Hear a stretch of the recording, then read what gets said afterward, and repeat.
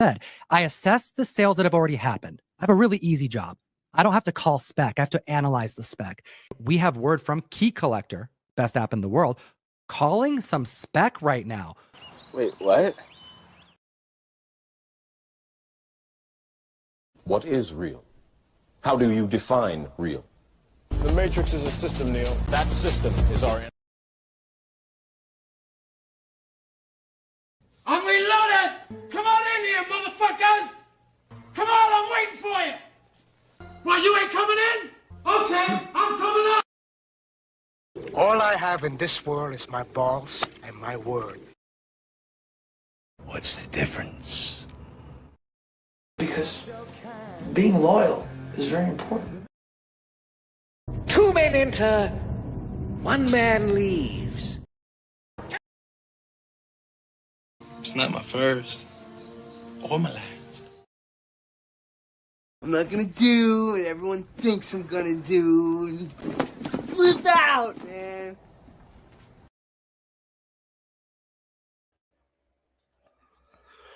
What it do, combo gurus? It's your boy, Razor Comics, and it's Friday night, late night after hours. I'm your host, Razor Comics. As you can see, I'm already having a great time, man. It's Friday. What's up, guys? How's everybody doing? Welcome to the show. All are welcome. All are welcome, man. How's everybody doing? Welcome to the fucking show. Comic book community at its finest. It's the comic book community yada. Welcome to the show, people. Welcome to the show. Speaking of the comic book community yada, we are going to get an update tonight from Frontline Entertainment, ladies and gentlemen. Yes, give them a round of applause. You remember Frontline from a couple weeks back? About a month ago, actually. Producers, let me get my producer earpiece on. Hang on. We're back, baby. It's Friday night. We took a week off. We're back. Thank you, guys. The gurus, as I call them, hang out with your boy because they know more about comic books than this guy does. If you're new to the channel, new to the hobby, guess what? Subscriber mode is off, guys, for the first time in months. If you're a troll, we'll just have to get rid of you. That's all we'll have to do if you're a troll. But if you're here to hang out and have a good time, it's Friday night, pour up, roll up, get your bags and boards up because it's your boy, Razor Comics. It's comic community drama. It's at its finest. It's what we do. It's late night after hours. Here's what we got lined up. Okay, let's go through the agenda for you tonight so you know what you're going to be watching, where you're going to be listening on the replay, all that good stuff. And again, all are welcome. All are welcome. Subscriber mode is off. All I ask is that you smash the like if you like to smash. Drop a comment. Give us some engagement. Please consider subscribing to the channel. For more Razor rants, rips, and hauls, we are one step away from greatness. I said we're one step away from greatness. Just all you need. 1 like, 1 comment, 1 subscribe away. 1 comment, 1 subscribe away from greatness. We are so close. We can feel it. This is your Friday night hangout for the gurus. You will not be judged here. Maybe a little. But all are welcome. All are welcome. Welcome to the show, people. Welcome to the show. Here's what we have lined up for you tonight. Let's go through the lineup for you. Shall I? Will you? Razor Rant is going to be coming through you right after the intro. It's going to come live to you tonight, right off the dome. I'm going to show you what the Razor Rant looks like with the earpiece on, the breaking news. It's coming to you tonight. FOC, Fox Spec. That's right, Fox Spec. I'm sick and tired of these goddamn spec shows. The spec shows are killing me the most. Not so much the Fox shows, because, I mean, you know, there's a shit ton of them. Everybody does them. Everybody and the mama is doing a Fox show, an FOC. If you don't know what it is, I'm going to tell you what it is. But you know about speculation, right? You know about guessing about what's going to come out. There's a ton of them. I'm going to spotlight a couple of them. We're going to make fun of them. We're going to give you the Razor Rant style treatment that you deserve. We have that coming out for you straight after the intro, so stay tuned. After that, of course, we get into the housekeeping. We got some updates for the channel. We got some major announcements coming for you, to you, locally, Tucson, Arizona. I'll see you in a couple weeks. We got some talk about that. A big green guy that this guy might be interviewing. So stay tuned for that announcement. We got a lot lined up. Holy shit, man. Let me put this. We smoking tonight, late night, baby. Top 10 most influential comic book YouTubers. This is my list. I don't give a shit about what your list is. If you want to do a list, Then you do your own late night show. You put your own list together, but this is mine. This is a top 10 most influential comic book YouTubers 2026. That is going down right now. Right now. And I also have a live poll that you can participate in. Who is the most influential comic book YouTuber channel of all time? We got 4 of them in there. Comic Storian, Thinking Critical, Comic Tom 101, and Comics Explained. That's the poll for tonight. If you hit that, I appreciate it. Here's what I'm going to do too as well. Before we even get into it. Here's what I'm going to do. So I appreciate you guys so much. I'm going to give out 5 memberships. I have how many to give out? I got 10 to give out. Let's give out 5 right now. We're going to go ahead and drop 5 memberships. 5 memberships have been announced in the chat. We're giving those out now. We appreciate you. Thank you. Divinity Comics. Thank you. Broke Mo. Howard UHF. Yeah, boy, Zach matters because he does matter to me. OGTM. Whooped. Heck you, San Antonio, 4634. There's 5 memberships that I'm gifting tonight. We're going to give out some more later on tonight. Just stay tuned. And you too become part of the gurus, guys. Guys, it's real tonight. Please stay by. We also have the Yada update. Frontline Entertainment. That's right. You remember Frontline for about a month ago? We were introduced to the prison genre. The prison Yada, and it's back, baby. The dog catcher himself is back. And all day long, my foot up a dog ass. Just bang, bang, bang up his ass. He will give us the update on the Yada talk. We will get an update on where we're at now with the Yada. And I will bring that to you. Frontline was going to come on tonight. What time is it? It is 8:16 now. He'll be on 8:30. So look for Frontline Entertainment with an update on the comic book, the Yada update from Frontline Entertainment. He'll be stopping by. Man, it's Friday night, guys. And it feels good. It feels good. We got the StreamYard back. We got that back. We're hanging out, giving out memberships. Synthetic Panels is in the chat. We are ready to get down tonight.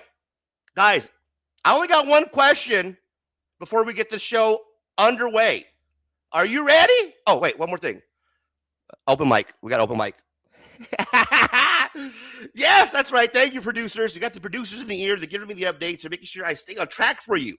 We have the open mic tonight. So we're going to drop the link after I give you my top 10 list. And if you want to come on and tell me I messed it up or I excluded somebody that should be there, you let me know, okay? We're going to drop my list, going to drop the link, drop the mic if you will. You get a chance to pick it up, let your boy know. So it's free to everybody, including Frontline, who'll be joining us at 8:30. So we got a packed show, guys. Welcome. Welcome. It's late night after hours. I'm the host, which makes it fun. Razor Comics. All are welcome. All are welcome. Welcome to the show, people. Welcome to the show. Now, one question for you. Are you ready? Because I'm ready. Let's go then.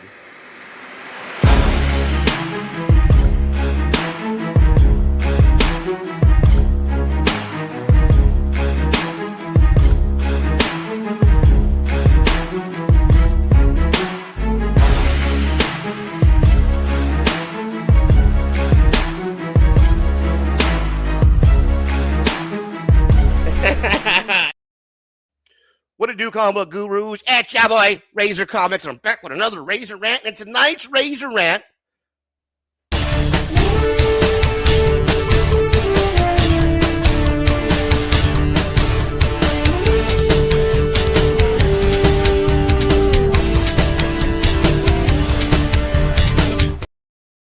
Razor Rant's coming in from the front desk right now. Breaking news, ladies and gentlemen. Hot spec, Fox spec is what I say. FOC, final order cutoff, and speculation talk is what's hot in the comic book community. Everybody doing it.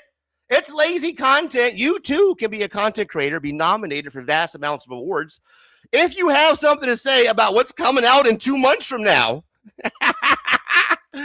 or rather this week's hot comics, what's cash or trash, and we have that from a couple of individuals here. These two gentlemen, JP Budget Collects, and I do believe Circumcision is the other gentleman on the far right. And what they do is they give you what they think is their spec talk. But here's the problem with their spec talk. They're usually pretty off there, buddy.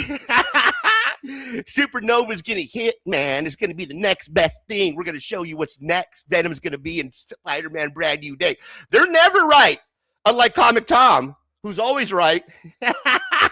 It is the worst type of format. It's the most laziest type of format that you can do in the comic community. Quit doing it. Quit doing it. You guys do something new. Do something different. Something that's fun. Show your comic books off.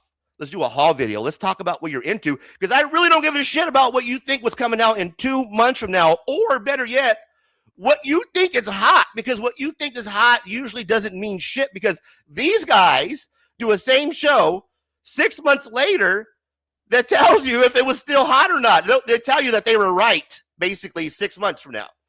So that's that show. Yeah, give those guys a round of applause for putting together something that nobody gives a shit about. Yeah, give them that big round of applause. Yeah, we don't care about your Supernova Turok talk, bro.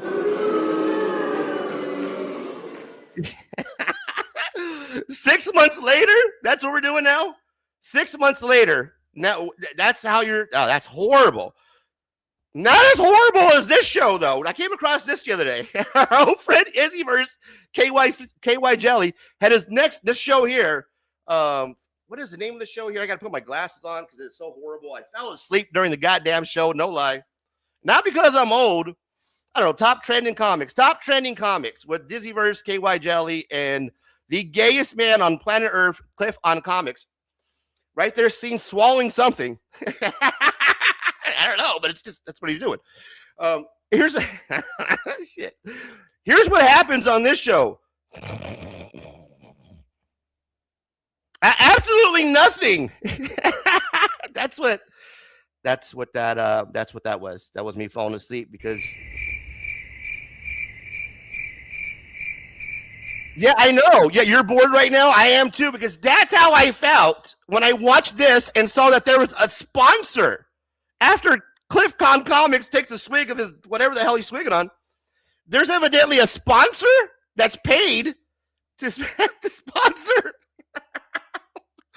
KY Jelly. And by the way, he has 20,000 subscribers. So congratulations to Dizzyverse for 20,000 subscribers. I thought that I was bad. 20,000, bro? Come on, man. How much did you... God damn. How much did you pay for that? That's 20,000? That's how many subscribers Dizzyverse, KY... You don't have... Come on, man. That's pretty... Wow, that's rough. Well, here's also what's rough.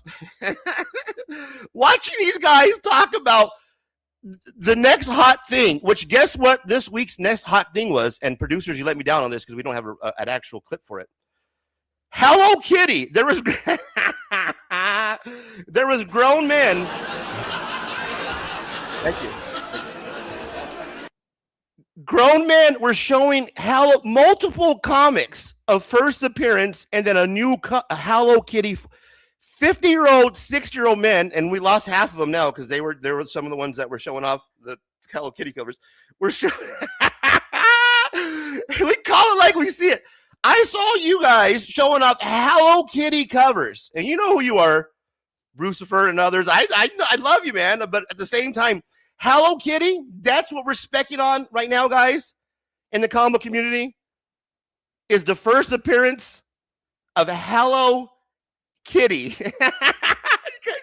you guys are kidding. Do you see that sick IDW foil razor? It is dope, man. I want to pick it's fucking Hello Kitty. What are you doing walking around with a Hello Kitty foil, bro? Get the fuck out of here. Like, I missed out on the Hello Kitty spec. You're making me feel bad. Yeah, no, that's on you picking up multiple copies of the Hello Kitty foil. You're killing me. You're killing me, guys. And the FOC show, tell me something that I got to pick up in 2 months from now because I have to sign up for it. That is the most bullish. I have never missed out on a comic book ever. And most of the time, 99% of the time, I don't even fucking do the FOC pull list, bro. This is something I was just introduced this year. Never have I ever missed a comic book. You know what I do? I call up my comic book shop once I find out that the comic book shop that's coming out on Wednesday, and I'll call them up tomorrow and be, hey, man, can you put this aside for me? And they put it aside for me. Guess how that works? Ain't that crazy? Do you think that your local comic book shop is in need of you having to add that to your pull list because it's that one that they are probably going to miss out because they ordered 7 copies and you were the 8th? That's not how it works, bro. That's not. That's not how it works, man. I don't give a shit about what's coming out. I used to be that guy, right? That I'm gonna do the FOC, man. I'm gonna tell what you this is sick. Nobody gives it. Who cares, bro? In 2 months from now, I care what's hot 30 seconds ago. Nobody gives a shit. Come on, man. You guys are you're just trying to make up some fucking show that has to do with anything that has to do with comic books, and the slight remote possibility that you can put your name behind is all you're doing. Most of you guys are horrible at it. There's a very few of you that are any good at it. And I'm going to tell you a little secret too.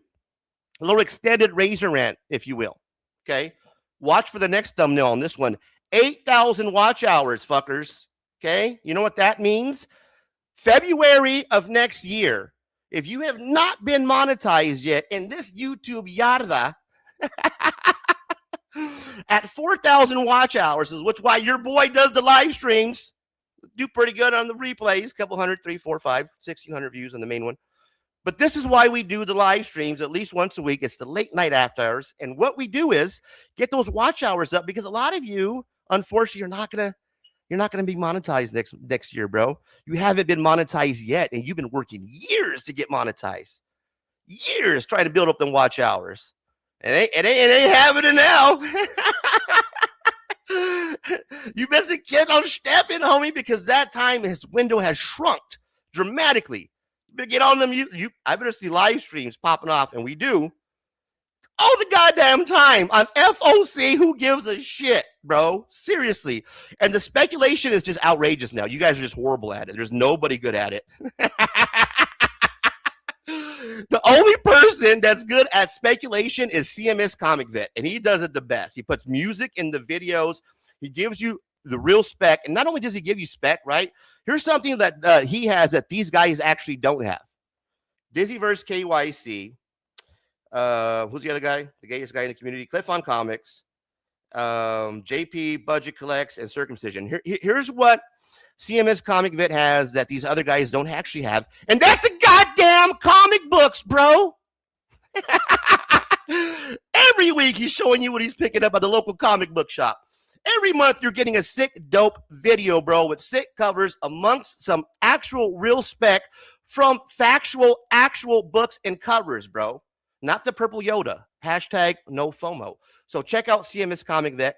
That's the man you want to look for, because I have learned, my eyes have been open and are now clear that you guys are full of shit. Nobody knows nothing.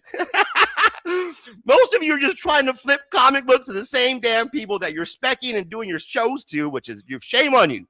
Shame on the same people selling comic books and doing the same goddamn spec shows. You guys are, that's the worst of the worst. I don't give a shit if you're Comic Tom with an inflatable, wacky, flappable arms, and that you're a horrible person.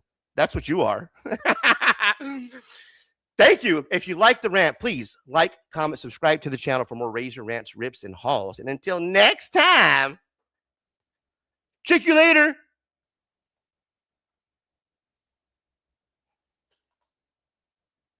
With the cut clip and the applause. Pretty good, right? Man, what do you guys think? Welcome to Late Night, guys. After Hours. I'm your host, Razor Comics. Let's get caught up with the chat. I appreciate you standing by. We have the Yarda update that's coming up. I appreciate you guys. All are welcome. All are welcome. As I navigate through the tabs here, the clips without my glasses. All are welcome. All are welcome.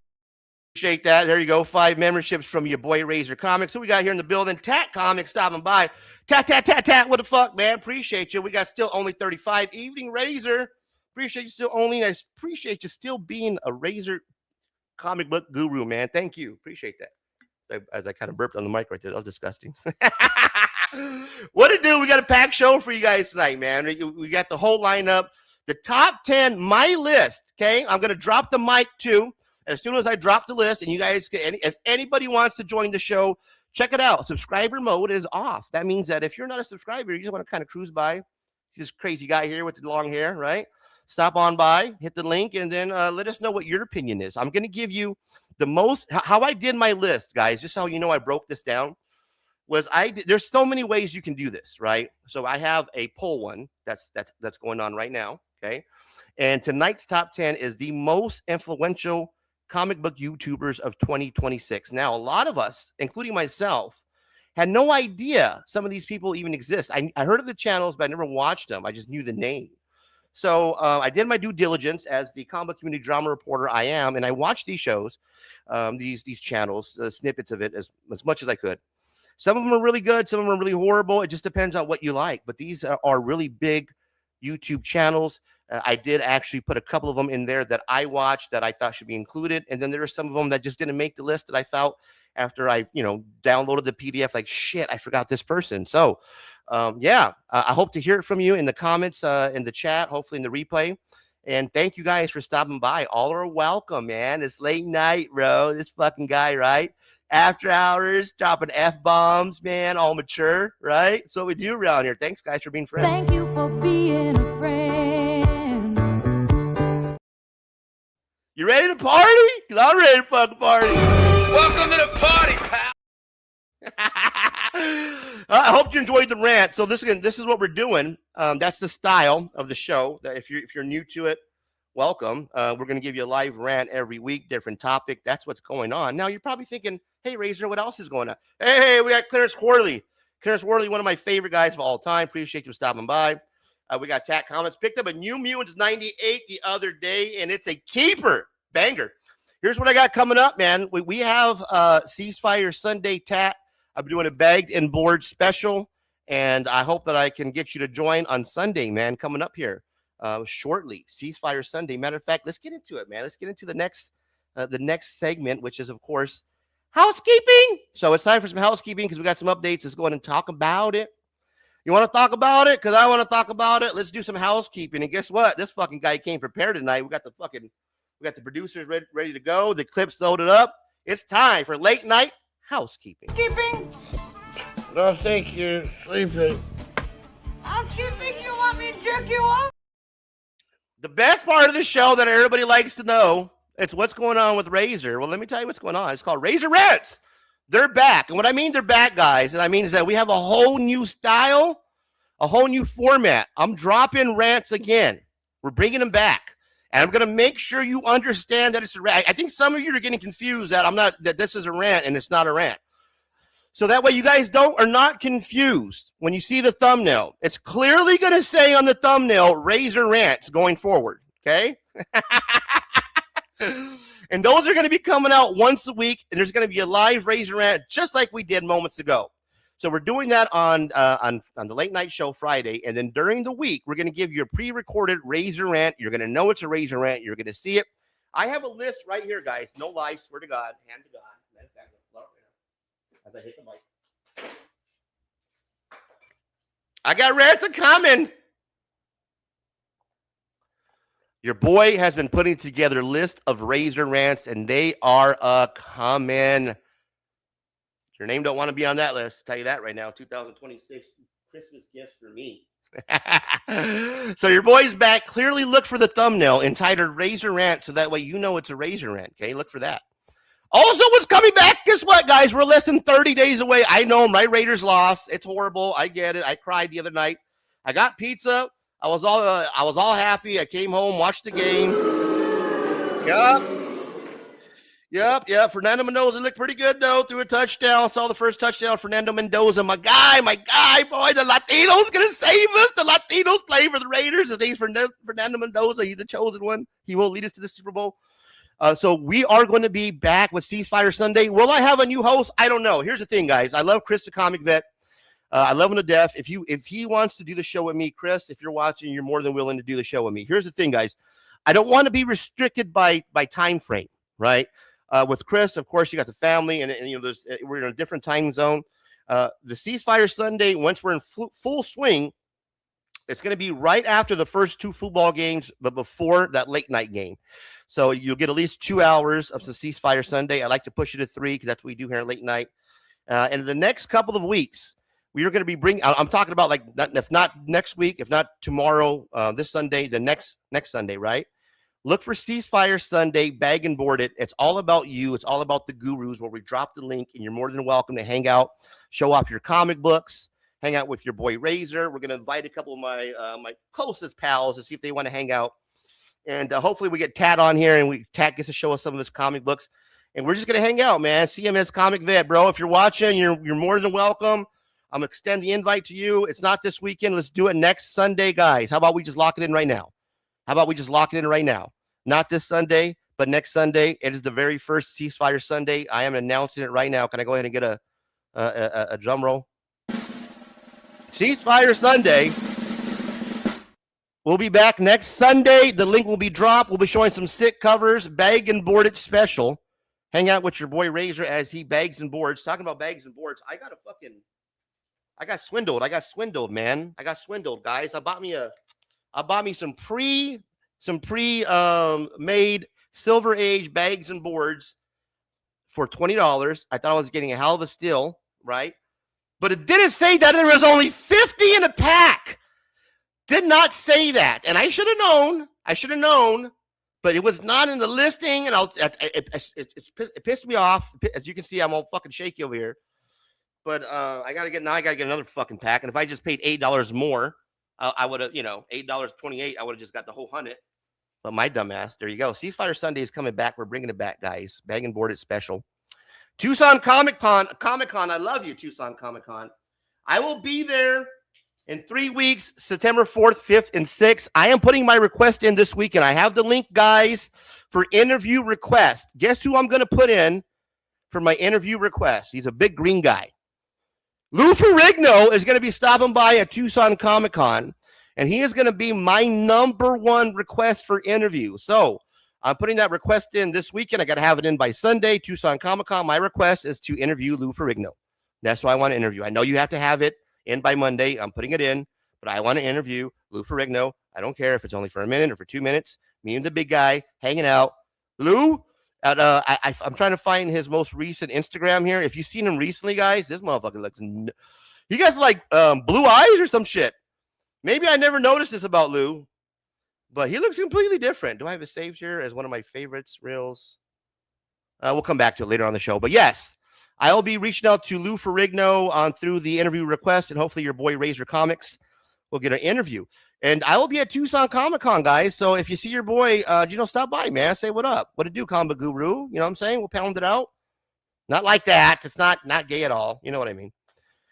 Also, shout out to the gurus, man. Speaking of Tucson Comic Con, we got to go $25. You know what? I sprang for the StreamYard. No worries, guys. I love you guys, right? But Tucson Comic Con is coming up. So we got a $25 chat goal tonight. I appreciate anything that anybody can do. I dropped 5 chats tonight. We're going to drive 5 memberships. We're going to drop another 5. Matter of fact, can I do another 5 right now? Producers, how fast can I do another 5? We got 14 people. Let's do another 5. I'm pretty sure I can. Check this out, guys. This is how dope this shit is. Membership gifting. Send 5 now. Boom. We're going to hook you up. Another 5 memberships going out. Welcome. New memberships. Luis Mendoza. What to do, my guy? Baby Doll Diaz. I got Nash. I got Jeff Rock 7077 and Taffy Yak.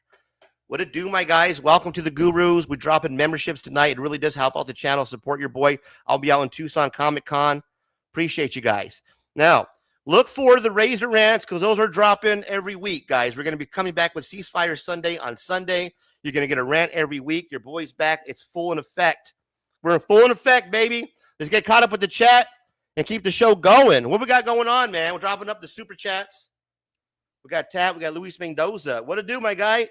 One of the new members, a new member of the channel. Appreciate you. And Tat picked the New Mutants, but I don't think Deadpool is going anywhere. Yeah, baby. We got some hot spec talk. You know what, man? I can't wait to get into it. People been hating on Daredevil. I don't know why. He's a badass. That's not too bad, but yeah, that wouldn't work for me on bags and boards. 50, right, for 20? I got Jip, man. Your boy got Jip. I got Jip, y'all. But I appreciate you stopping by, guys. It's 8:40. Let's see if I got any updates from our guy, because we're past our time with Frontline. Let's see where he's at. Frontline, I do believe I shot you the link. As soon as Frontline joins us, we'll get Frontline on for a update on the Yarda. Frontline, if you guys don't remember, Frontline joined us about a month ago, and he brought us the comic book, or the Yarda from the penitentiary, the California penitentiary genre. So he's going to be on hopefully here shortly. But check this out. Also, I forgot. Tomorrow night, guys, Saturday night, Saturday evening, depending on where you're at. Here's what I did, man. So I heard that there was 3 blind bags that were pretty good, right? I heard that Teenage Mutant Ninja Turtles, and I want to hear anybody's feedback on this. So here's the 3 blind bags that I were told were pretty good, and from watching YouTube and all the videos and shit and whatnot. See if you guys agree with me on this, okay? 3 blind bags, pretty reasonably priced. I'm not talking about $20, $30. Talking about, blind bag, $6, $7, $8, $9, okay? Teenage Mutant Ninja Turtle, right? The 300 issue special blind bag, okay? Right? 1. Terminal blind bag, the Terminal issue number 1 blind bag, that Robert Kirkman goodness, okay? And then Queen in Black, the Queen in Black blind bag. That's another hot blind bag. Those are 3 really good blind bags. Wasn't sure what to do. So I got all 3. Got Turtles, got Terminal, and I got the Queen in Black. I'm going to be doing a blind bag rip. I'm going to be doing that tomorrow. I can't wait. I got a full day lined up where I'll be waking up, hanging out, and reading comic books, just chill. I got stacks of comic books to get caught up on. And then I'm going to be doing this blind bag rip, man. You guys let me know what you guys think is better, the best. Terminal, Turtles, before I even rip. Queen in Black, I don't know. You guys let me know. I'm going to be ripping these tomorrow and dropping the video tomorrow night. So I'm thinking, my honest opinion, I heard this is the banger right here. I heard that this is the banger. That's what I'm hearing. That's what people are telling me. That's what I'm seeing. I remember when this one came out. I remember this was hot, though. That these were filled with some goodness. Okay. And I haven't really seen any good feedback, or I haven't really seen anything yet on the Terminal blind bags. So I don't know. So this is where you guys come in, the gurus. You guys know more about comic books than this guy does. Comment down below if you're in the chat. Appreciate it. If you're watching on the replay, let me know. I'm going to be ripping these tomorrow morning. As you can see, I'm happy as fuck, bro. Don't think that there's a link in the chat. Only the poll. My bad. You know what? Still only. That's why you're the guy.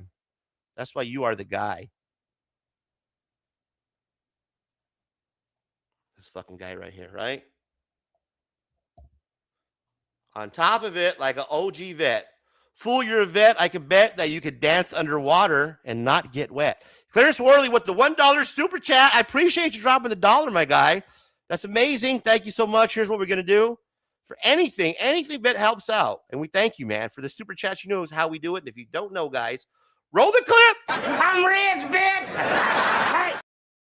Thank you for being a friend. It's the most baller shit ever. It's one of us. Google gobble, one of us. Google gobble, one of us. Google gobble. Google gobble, one of us. Yeah! It's late night, motherfuckers. We're doing it big time tonight. Late night after hours. I'm your host, Razor Comics. Guess what, guys? All are welcome. Welcome to the fucking show. Welcome to the party, pal. Hey, Brute Force Logic, my guy. I appreciate you. Scotty Mack in the place to be, like his 1993 evening. Dropping the $25 super chat. Goal hit, my guys. Goal hit. I appreciate you. Thank you. Hope everybody's doing well at the household. My guy, thank you so much for the love. The super chats, y'all. I'm rich, bitch. Hey. Thank you for being a friend. It's the most baller shit ever. It's one of us. Google gobble, one of us. Google gobble, one of us. Google gobble. And one more for my guy. You need people like me so you can point your fucking fingers and say, that's the bad guy. That's right. You need people like this guy right here in the comic book community, because nobody's going to give it to you like this guy does. You need people like me to say, that's the bad guy. What does that make you? Good? You're not good. You just know how to hide on your live streams. You remember that one? That was a good rant, man. How to lie. Oh, that takes me back. Jedi farts in the building. It's definitely not that moron. Did I just say that right now? It's definitely not that moron. Sticky goo. Man, we're having a good time, guys. We're having a great time. Let me take a little chronic break, if you will.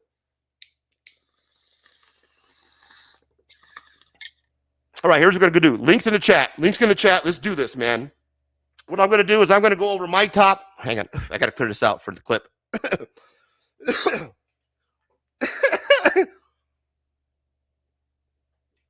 All right, let's do this, guys. Let's get into this. What I'm going to do is give you my top 10 of 2026 top 10 most influential comic book YouTubers. You're getting it tonight here, late night after hours. Razor comic style. The only way that Razor can do it, bring it to you live until we got our guy, Frontline Entertainment on. We're going to go ahead and get into the top 10 most influential comic book YouTubers tonight, 2026. Frontline, whenever you're ready, please join us. But let's go ahead and get into it now. Guys, so what I did is I thought about this long and hard. And, of course, I got some good help from our friend AI. And I had to put my own input on it. So you're going to see, of course, a couple of people on there that you know that I had input on. Now, I did shuffle this list up a couple of times. The number one is probably going to be a little bit of controversy here. The reason why I chose this format as far as the most influential, because this year has been a big year for comic book YouTubers. There is some major YouTubers in this game, in this genre. It's not a niche genre like you think it is. You think that we know the comic book community awards people, we know the sticker people, and you think that's all there is. I keep saying this to you, that's not. The algorithm is a lot bigger than that, a lot larger than that. Matter of fact, there's even a lady on this list. Oh my God, why? A lady? She can do comic book YouTube? Yeah, big numbers. Talking huge, major views. So these comic book YouTubers tonight have not only influenced the comic book community, but they've swung the needle as far as content is concerned in this YouTube game. Their views are mega. They don't need to do live streams like this guy does in order to get the watch hours. They can probably do that in one video. Their influence on the comic book community is so large that they don't have to be a comic tom and be a shill like some of these other comic book YouTube streams that we know. You probably watch people like Brian McClay from Beyond Wednesdays and maybe some of your other favorite YouTubers live streams and notice that they get 100 views, 150, and you think that's amazing. Tonight, I'm going to show you some people that get 200-300 views in their live streams every night they go live. One of them was live just not too long ago before I came on this show. That individual pulled in over 250 viewers, and he does that consistently every night when he goes on a live stream and talks about nothing more than omnibus books, omnibus comic books. That man is doing major in this world of YouTube game. Tonight, we're going to introduce you to the top 10 2026 comic book YouTubers. And we're going to do it from 10 to 1 in the order that I put it together. And I'm stalling because the goddamn producers didn't load up the right clip. There it is. So the top 10 most influential comic book YouTubers, a mystery unraveled tonight here, late night after hours. And if you're new to the channel, please consider liking, comment, subscribing, because all are welcome. Welcome to the show, people. Welcome to the show. I know, right? This guy dropping F-bombs during the top 10. That's right. That's what we do around here. Late night style. Okay. So at number 10, can I get a little drum roll? Well, we jumped the gun a little bit on that, but anyways. Coming in at number 10, we got Thinking Critical. Thinking Critical. This gentleman right here has over 100,000 subs. Right or Wrong was one of the most recent videos. Thinking Critical. Comics first, no fluff, no BS. This gentleman is known for kind of his outlandish takes. His primary focus is modern Marvel and DC critique comic writing quality, sales trends, and industry debate. Why they're influential, or why he's influential, rather. Significantly audience-centered around modern Marvel, DC editorial criticism, creative reviews, and active viewer live streams. Now, this guy talks a lot of shit, is basically why he does really great, and he usually leans to the right wing. Strong vocal opinions on contemporary comic storytelling, high viewer interaction through lively panel discussion. We're talking about Thinking Critical. This man is mega. Right or Wrong is one of his most recent videos, and if I can pull him up here now, I'll give you a little a little snippet, and you'll see his channel, and you'll see what I'm talking about when it comes to how big these comic book content creators really are. This gentleman's name is Wes, I do believe, from Thinking Critical. And I will show you his channel. So if you're new to the game and don't know who this guy is, no worries. Your boy Razor got you covered.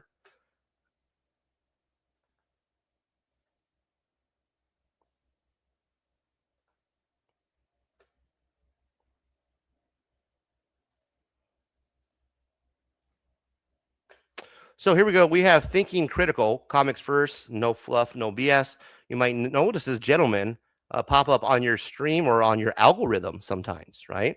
Right now, he has 47.2 thousand subscribers, so we might have been off on that.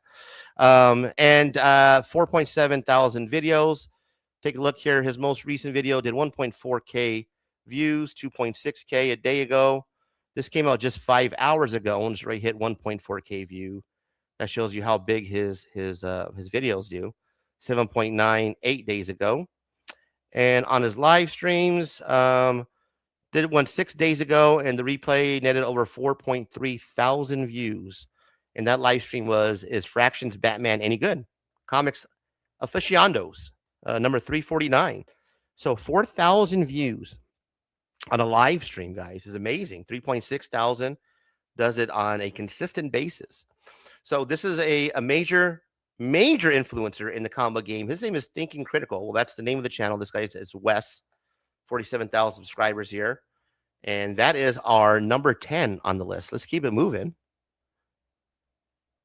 with number 9. Drum roll, please, if you will.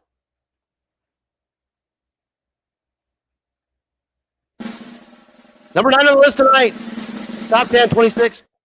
Influencer top 10 2026 comic book most influential. That's a mouthful. And at number 9, we got Comics by Perch. Comics by Perch. If you're not familiar with Comics by Perch, creator is Perch. Are you excited for Marvel Star Wars? Was the last video. Comics by Perch, whether influential, strong influence in modern comic industry, discussion, retailers, publishing trends, and commentary. Provides pragmatic insight directly from the retail front lines. This gentleman's name is Comics by Perch. That is going to be number 9. We'll keep it rolling a little bit quicker here. Number 8, we have Comic Tropes. Comic Tropes, pretty big in the comic community. This guy is Chris Pierce. Primary focus is creator spotlights, comic book history, artistic breakdowns, and storytelling techniques. One of the most requested channels for comic history creators, artistic analysis, and critical literary commentary. Deep respect for the craft of writers and artists. High quality educational content highlighting industry legends. We're talking about Comic Tropes coming in at number 8. And number 7. We have the only lady female on the list, guys, is Casual Comics. We got creator Sasha here from Casual Comics. She's got a great job. One of my favorite creators, one of my new favorite creators that I'm watching. I love just to listen to her. She just has a great voice. Her primary focus is, critique comic history. Weird is what I have listed. Silver Bronze Age storylines, and character deep dives. Why she's influential, extremely recognizable voice with a dedicated audience, distinct humor, and strong channel engagement. Unearthed forgotten comic history and incredible research. She does a really good job. Listen to the most recent video that she does. She broke down, I do believe it's like the Batman and Robin history, and she did a great job, man. It's really good to listen to, and she has a great voice, and the only female that made this list. Let's keep it rolling with our next one up.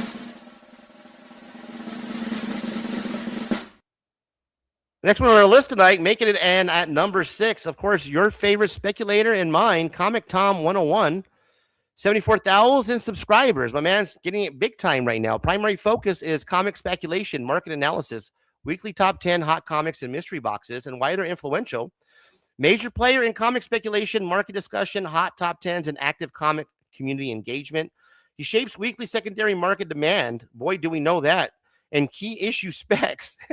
Strong community and connection throughout subscription boxes. The guy does a mystery box, $34.95 a month, $35, and you get 5 comic books. A big scam, in my opinion. But he comes in at number 6 because this year he is one of the most influential, one of the biggest players, one of the biggest noisemakers. His top 10 is probably the number 1 top 10, the most viewed top 10 in the comic community. He is Comic Tom 101 coming in at number 6. Ladies and gentlemen, at least keep it rolling because I think I'm finding my rhythm here. Coming in at number 5, we got the man, Gem Mint Collectibles. No longer Gem Mint. He is now Gem Mint Collectibles. Over 175,000 subscribers. Creator Gem here, his primary focus is high-end comic collecting, speculation, slab key issues, and statue reviews. Why he's influential, he's a major collector, speculator voice with a strong active presence in the physical comic collecting community. Showcases premium physical comic media and high-grade slabs. Recently bought 100 slabs and is doing a great job at building his collection up. He has a strong influence on market trends and collector habits and has one of the best statue collections I have ever seen in my life. We're talking about Gem Mint Collectibles coming in at number 5. Number 4, drum roll please, if you will, to keep it moving.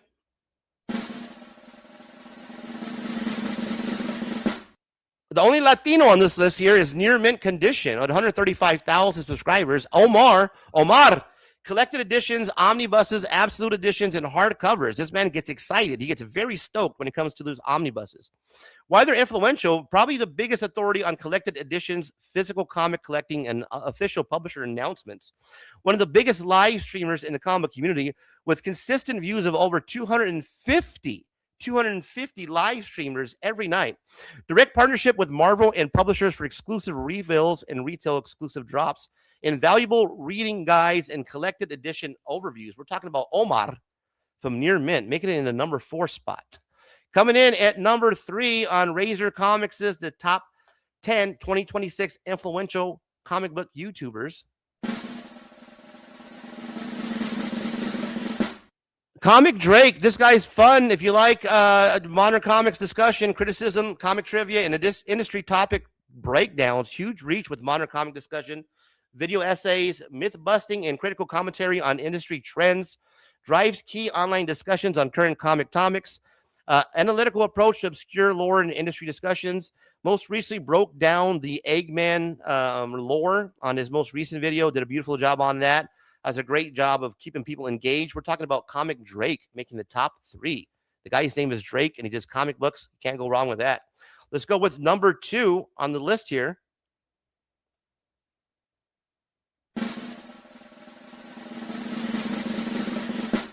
Somebody you might not have heard of, but very big in the community. Over 2.69 million subscribers. We got Variant Comics. Channel scale is pretty huge, guys. Over 634 million lifetime views. This man here is one of the biggest dedicated comic channels in YouTube history. Top tier production, quality, and polished retrospectives. Essential history of videos detailing character origins. Broad appeal, reaching mainstream pop culture audiences. We're talking about Variant Comics, almost 3 million subs coming in at number 2. And ladies and gentlemen, number 1 on the list tonight, number 1 in the hood, G, for the top 10 2026 most influential comic book YouTubers. Ladies and gentlemen, drum roll, if you will.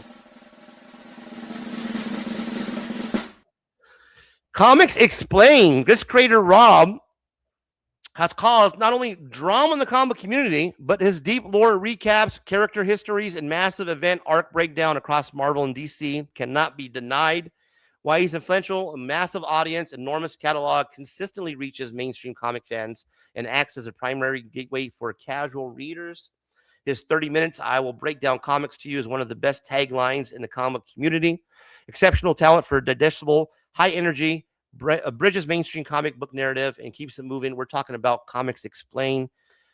Might have some feedback. I might get some negative reviews. I don't care. This guy has killed it for this year. Probably the most talked about in the comic book community.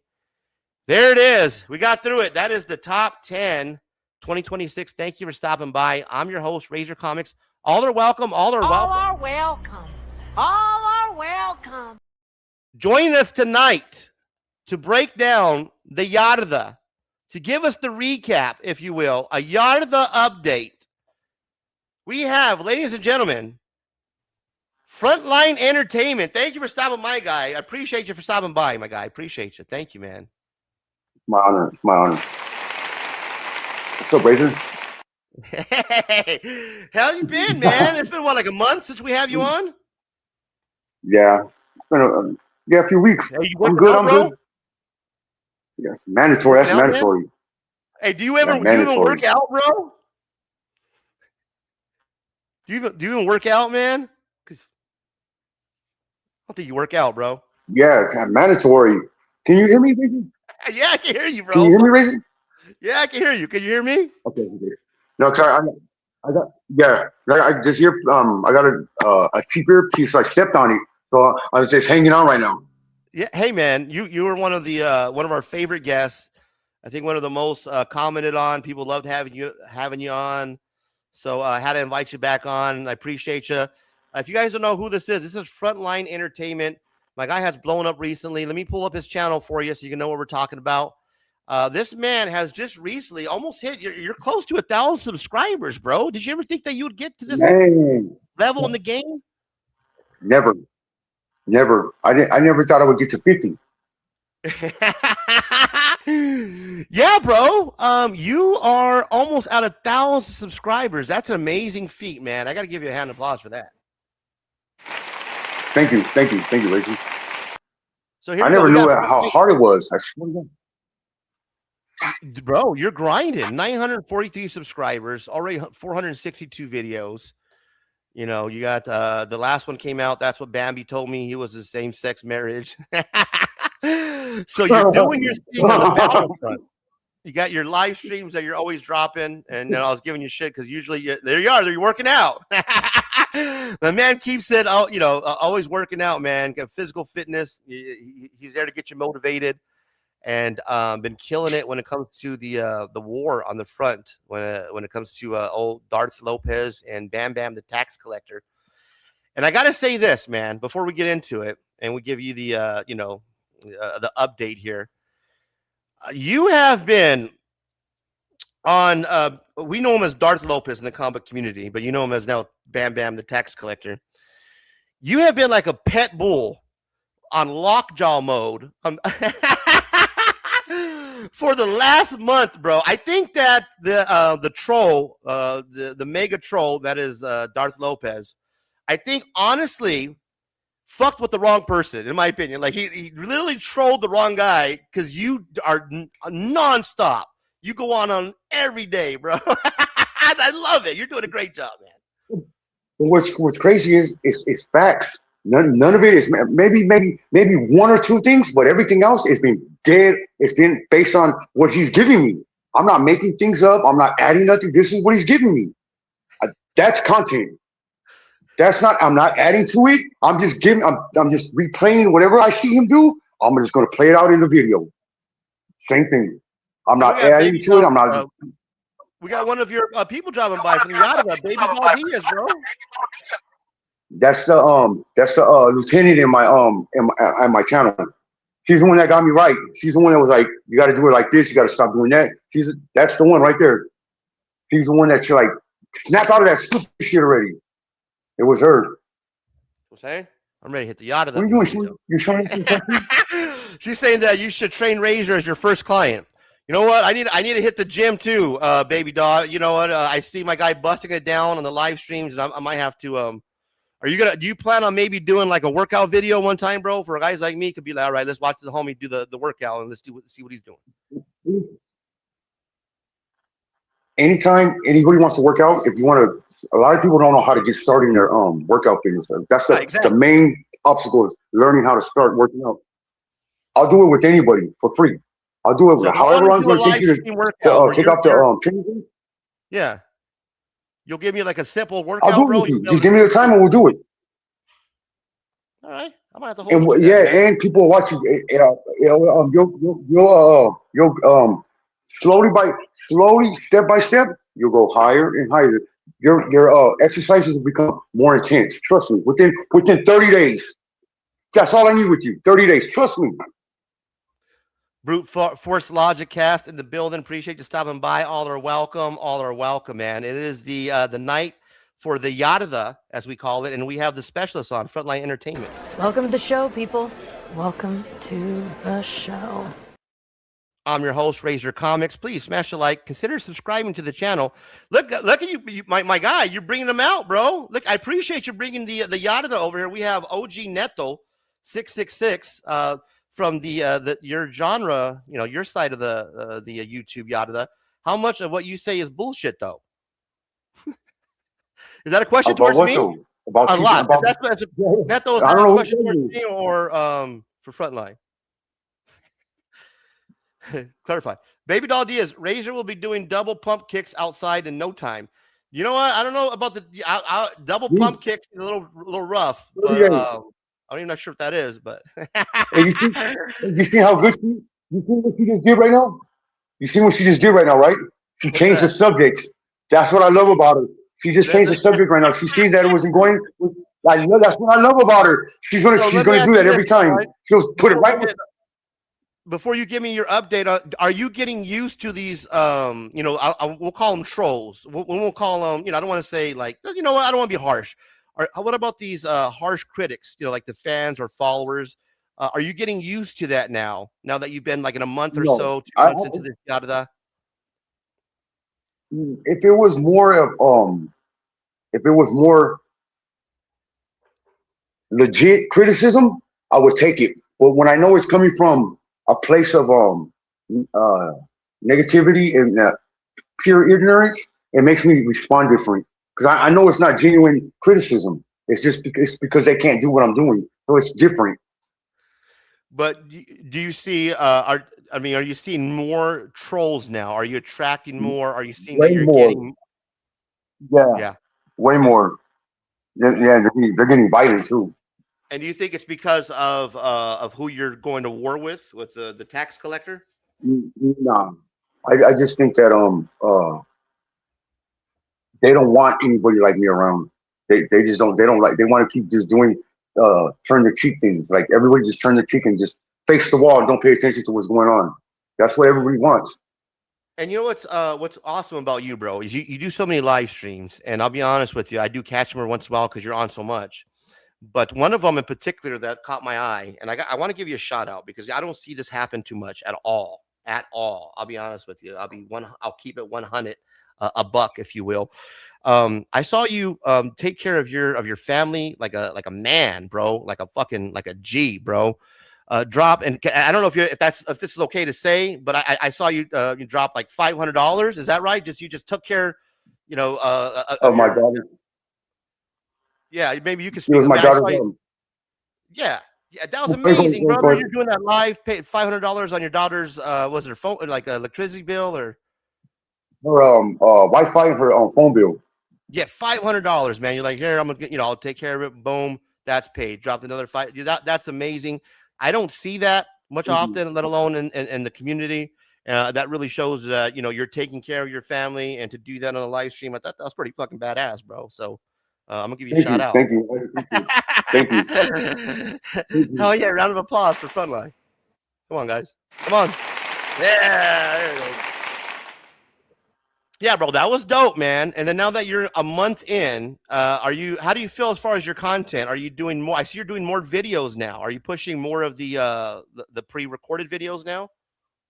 Yeah, I was doing a little bit of research and it said that's the main goal to growing your channel is the videos, the longer videos. They said to make sure that you get, if it says to do 2, do 3. If it says to do 1, do 2. So that's what I've been doing. I've been doing 3, sometimes 4 a day. Mm-hmm. Yeah, and I noticed that you've been not only doing the videos but doing the lives. And Bambi the tax collector, our old friend Darth Lopez, he started off as pretty much one of the major trolls, if not the major troll over here in the comic book community. And then he went and floated over to the prison genre, and I apologize if I'm messing it up. Floated over there, created a channel. And doing so, ended up going to war with our new friend of the channel, Frontline, and started off his own beef where he's then trolling Frontline. Well, this gentleman, Frontline, in that genre, guys, it's different than comic community.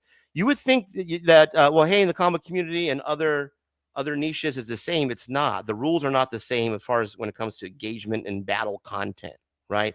You got to understand that when it comes to prison genre content, you're dealing with people that have been in prison. You're talking about, gangsters, bro, murderers, killers. You're talking about real motherfuckers, right?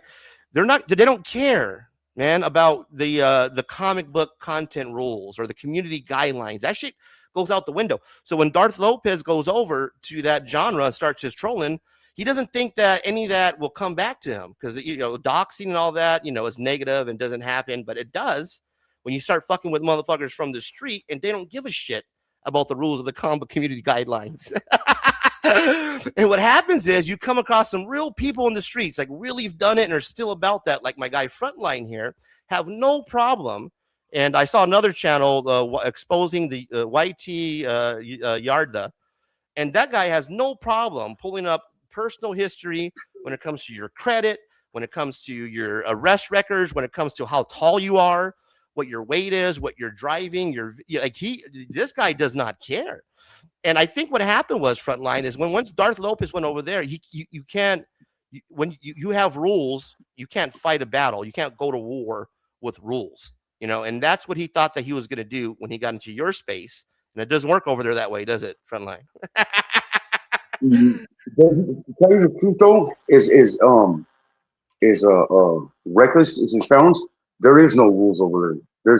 It's like a no holds bar, and that's the reason why it's the way that, like, we shouldn't be going at it like that at all. Like, it looks bad on our people as it is, but when you have people that are trying to convince you, like people like you, that this is how it is, this is how we are, you're doing some ass backwards things, right? You're trying to convince non-gang members that to be a gang member. It doesn't make sense. Just, does that make sense? Like, you don't got to try to turn people into gang members by your false narratives or your false ways, because the ways that's going on YouTube is not the ways of the street or in prison. It's just not. Yeah. It's the free world. So there's going to be a lot of more people that they're not going to really be tuned in because there's no repercussions. There's no like Darth Lopez. He lives in Indiana. There's no repercussions. There's no accountability. So you could do whatever. You could literally do whatever you want, because until Los Angeles and Indiana, it's kind of hard to but sooner or later somebody's gonna be like, hey, jackass. Sooner or later, because he doesn't understand. He thinks he's so smart. Like, I swear to God, dude, this dude thinks he is so smart. I'll video. Okay, look, for instance, yesterday he got fired, supposedly, right?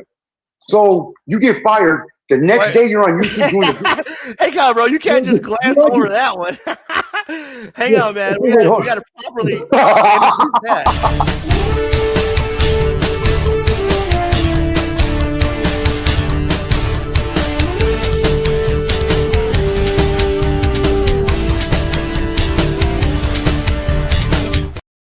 Now, we got breaking news at Razor Comics Late Night After Hours. I can neither confirm nor deny, but my sources from the Yada are telling me that the tax collector got fired. What? That's what he said. That's what he said. That's what who said? The tax collector? Yeah, he said it out of his mouth. Yeah, that's what he said. I'm not saying it. That's what he said. So I just want to know, if he got fired yesterday, why are you doing a video on me the next day? Why aren't you looking for a job? Like, I don't get that. Like, your priorities are completely ass backwards. And he said this on a video, on a live stream, and an Insta. Yeah, he has it on a thumbnail or something like that. It says it. He says he even named the person that he thinks that did it. Oh, he thinks that you're the person that did it. No, he thinks somebody else did it, but I don't want to put his name out there. Yeah. Well, you know what? That does a lot. There's a lot of see, when it comes to people. Okay, here's the thing, man. With Darth Lopez, I've noticed a couple things with that guy, because I was friends with him at one point. He gets real paranoid real easily, where he thinks that everybody is trolling him, and then he gets real suspicious of one person. Like, he'll think that it's this guy. I know it's this guy. I used AI, ChatGPT, and it's the same language. It's the same way that he talks. ChatGPT, 90% of it's him. I'm like, all right, bro. If This guy gets so paranoid, man, where he thinks anybody is a troll, and he thinks he knows for a fact that it's this guy. When the truth of the matter is, man, let's be honest. You got followers, right? You got fans that follow you. I got followers, people that follow me. He's been at war with other people as well that have, followers. And what happens is when you fuck with people, you don't have to just fuck with that person. Fucking with that person fucks with other people. You don't know who's coming after you. It could be anybody, bro. It's somebody who doesn't like you. Doesn't mean that it's just one person that you're going after because you're paranoid. And he will use that. I use the Chat GPT tool to find out. And it's like, no, that's the most idiotic thing that you can do is say that I use Chat GPT to find out that you're a troll. And that's one of the levels that he'll go to. He'll think that, well, it's got to be this guy that got me fired from work. When in reality, you're doing stupid shit on YouTube, trolling people consistently. He showed a picture of my apartment. He showed my mom. I could only imagine what he's doing over there. Matter of fact, I saw a YouTube thumbnail where he apologizes to the women of the Yarda. What's that about? Him apologizing to the women, evidently. He was targeting different women for whatever they said to him. I mean, it rubbed him the wrong way, I guess. So he felt that he had to go in on him. I just don't. That's the part that I don't agree with. Like, it's a woman. You let it. Like, it's a woman. Like, what could she have said that offended you? Like, she could say, "What is she? It's a woman." You had to do a whole hour on her, disrespecting her. Like, that's the wrong tone for our people. That right there is the wrong thing to do. And then you don't only participate in it. You parade that. You parade the disrespecting of our women. You sit there and you let it happen. That's the first thing we should not be doing is disrespecting women on platforms because it's just a tone for the kids. I was like, that's how I know he's not a father. Excuse me. I just gotta get my bomb real quick, Razor. All right. No, you say that a lot, man. You're dropping a lot of bombs on me. Go ahead. I'm trying to digest all this right now. But it only makes sense, like. It only makes sense. It doesn't matter. Give me shit about attacking wives, and I'm this horrible guy, and I disrespect women, and the whole time. This is what's weird about this comic community, man. This comic community is so fickle because it's all about being popular and being accepted. If this channel that has so many views accepts you, you're part of the cool crowd. He wanted that, and he wanted that limelight. And what happened was those people kind of gravitated to what was, this guy. I'm the bad guy. So it didn't matter that he was showing my mom. It didn't matter that he was attacking and he was doing it attacking women. His whole excuse, and this is how you know somebody's morals are fucked up, where they don't stand by their own scruples, by their word. Raised with a dad. When you say that I'm the one that forces you, well, Razor did this, so then it's okay, even though I never did any fucking attacking any women. It's okay for me to show his mom. It's okay for me to go ahead and talk about his daughter. It's okay to do those things, right? Because that tells me that you have no moral. You have no morals. Nothing for you to stand on. That this is one of those fake, Latinos for Trumps, man. They're one of those fake. They have no morals, right? One of these people that, bro, you're pretending you're a broke Mexican just like me. You're broke and brown. Trust me, Trump don't give a fuck about you, bro. You're trying to be somebody you're not. He's not Mexican, though. He's not Mexican. Remember? He's not Mexican, and then now you're telling me that he doesn't even have kids. What the fuck's going on here? Frontline, what's happening, man? From what the report says, he has no kids. He has a girlfriend, and they gotta be her kids. That's what it says. That's what the paperwork is. That's not what I'm saying. That's what the report says. But you could tell though. Then here he is, and then we bring him out. There's your op. There he is, as he calls it. That's not my op. Bam Bam, the tax collector. You got haha. You dudes always fall for my trap. So now it's a trap. Front Cat, tell him about your domestic violence cases. So here we go. 19, here we go. When I was 19, everything is okay. But when I was 19, thing, bro. Yeah, when I was 19 years old. Me and my girlfriend were drunk, right? I told her, "Hit this milk, sober up." It was spoiled milk. I didn't know. She threw it at me, and I poured the milk on her, and I went to jail. I went to jail for 1 day, no prison time. He went to prison for robbing women with a gun. That's the difference. There's a difference. There's a big difference. he went to jail for you're okay. Let's say I don't know any of this, man. So I gotta say, you know, allegedly. No, So he went to allegedly, prison for robbing two to old ladies. jail No, for no, no. robbing a woman for He a gun. did. Okay. Yeah. You know, No, I know no, there's with a the gun. video where it's supposed to show some paperwork. I briefly skimmed through it, but ain't nobody fire Yeah. idiot. Okay, so he has not lost your. All right, and you know what, man? Unlike you, Then why did you say that? George, Why did you yeah, say that then? Why did you say that? well, I don't know if he said it or not, but Why he's did you say clarified. that? No, he did. Well, Man, now he's an habitual liar, dude. well, and here's the thing, Frontline. I'll be honest with you, man. Unlike our, you know, the op, as you will, I won't risk anybody to lose their job, man. I'm not that guy to be like, hey, you know, you lost your job, ha. You know, I've never wished that ill on you, Bam Bam. Even though we don't get along, you know, we've ended our relationship, man. I'm not the guy to hope that ill will comes upon you because I've lost my job. I know how hard it is to bounce back. Look, so you know, it sucks. He did that, yeah, but I already knew he did it because he did it for a pity party. Man, shit, Bam Bam, stop, dude. Well, we asked him. Just keep on going. That was the response. Is that yeah, he does. You know that he poured milk. Is what he's saying, right? Frontline, you poured milk. Yeah. You had a heated argument. All right. Milk. When I was 19 years old, everything's out there. We got Scotty Mac, my guy, Brute Force Logic in the chat. I told you guys we were going to have a lively one tonight. You never go wrong with the yada. Look, Bam Bam, the janitors in the chat, tell them to spit the pumpkin out. I appreciate you guys and I appreciate everybody stopping by, man. Please like, comment, subscribe to the channel. Bam Bam said, "I'll rob your mom, Sean." All right, that's pretty rough. You see what I'm talking about? Yeah, I see what you're talking about. You see what I'm talking about? You're a crackhead, my boy. You're a crackhead that's bankrupt, dog. You got no money for your mortgage, dog. If you need me to pay it, let me know. I'll do it right now. Bet that. Right this second. Yeah, I heard that you call him a J Cat. Listen, man, we're all a little mentally ill. Let's be honest, Bam Bam. All of us are. Lars Lopez, we're all a little fucked up in the head. No, he's not though. He's not. He's not though. He's not though. I think I love it, man. I think you know what? I don't follow it as much as I would like to say I do, but I do see you doing your thing on the live.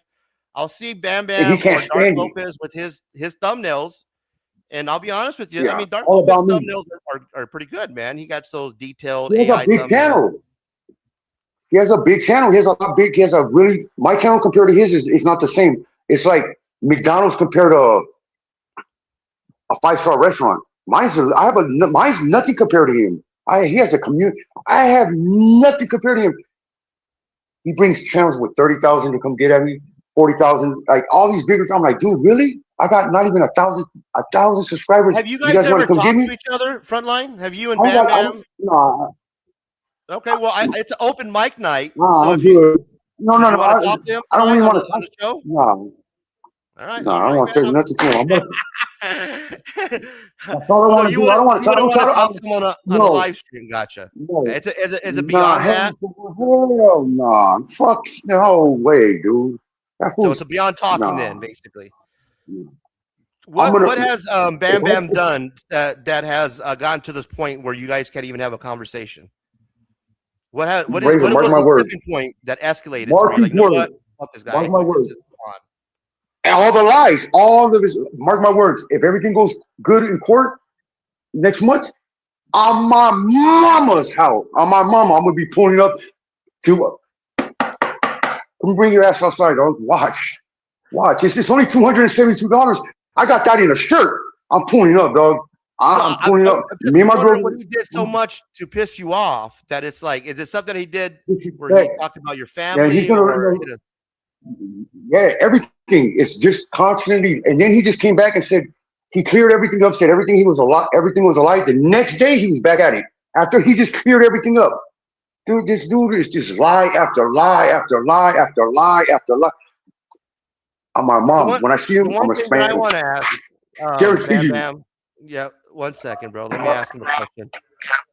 One thing that I want to ask, Darth Lopez, Bam Bam, the King, is what was the apology video what's the women about?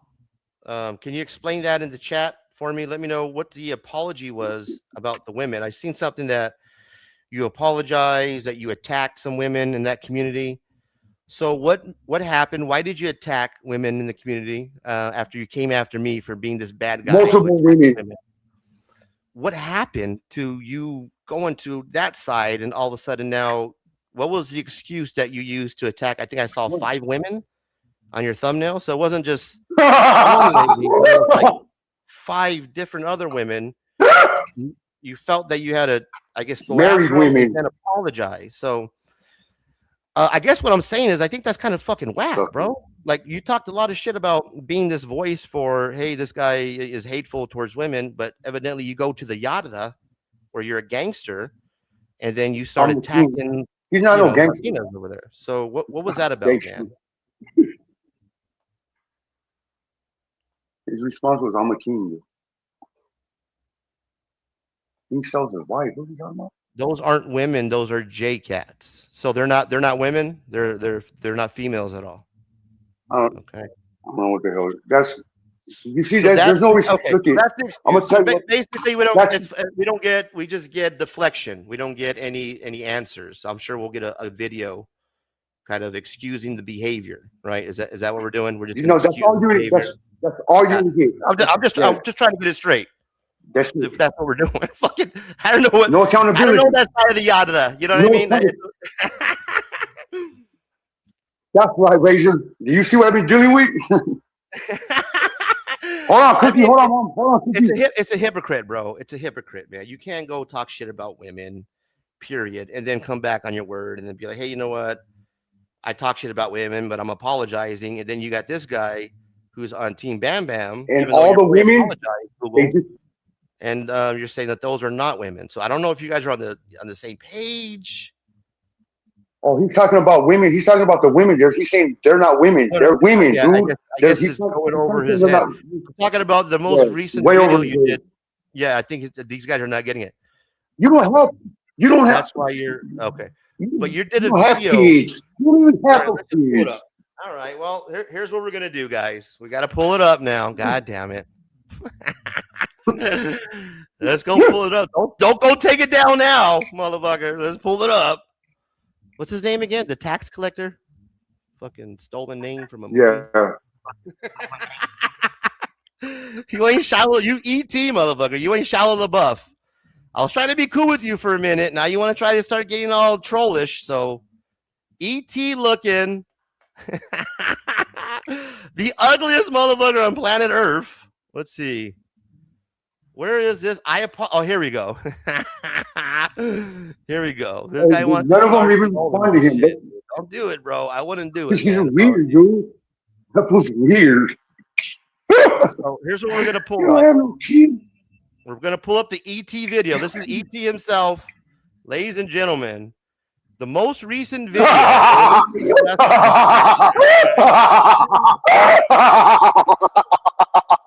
Love the laugh. So here's what we're gonna do. Don't fuck with me, bro. You're not the king, bro. We know who the best motherfucker is. I'm the best motherfucker. Especially when you got to do shit that says, I apologize to all of you. Oh, damn. It still didn't work. Yeah. It still didn't work. Look at this ugly. That's why I kind of like right. 5'7", and now I know your stats. You're 5'7", 230. I would whoop the shit out of you, homie. You couldn't reach my knees. You couldn't reach my knees, my guy. I'll tell you. Come to this is my blog. You stay on the prison side. This is comic book drama, homie. You know, this ain't you anymore. Go do a video of me. You made me get 1,000 views again. So here's his. I apologize to all of you. That looks like that's 1, 2, 3, 4, 5 different women that you're apologizing to. Because they all told him no. Community. That's it right there. That's it, bro. So let's see what this is about, my guy. I would like to issue an apology to all the women. If he works out, you wouldn't have to worry about none of this. That I have disrespected. I gotta hear this. I apologize. I apologize to me. Apology to all the women on the thumbnail.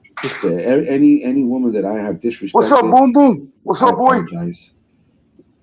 I apologize to Mimi. I apologize to you, your husband. We could talk. I don't know, but I apologize to you for all the harsh whoop your ass when he all the sees harsh you. language I used on you.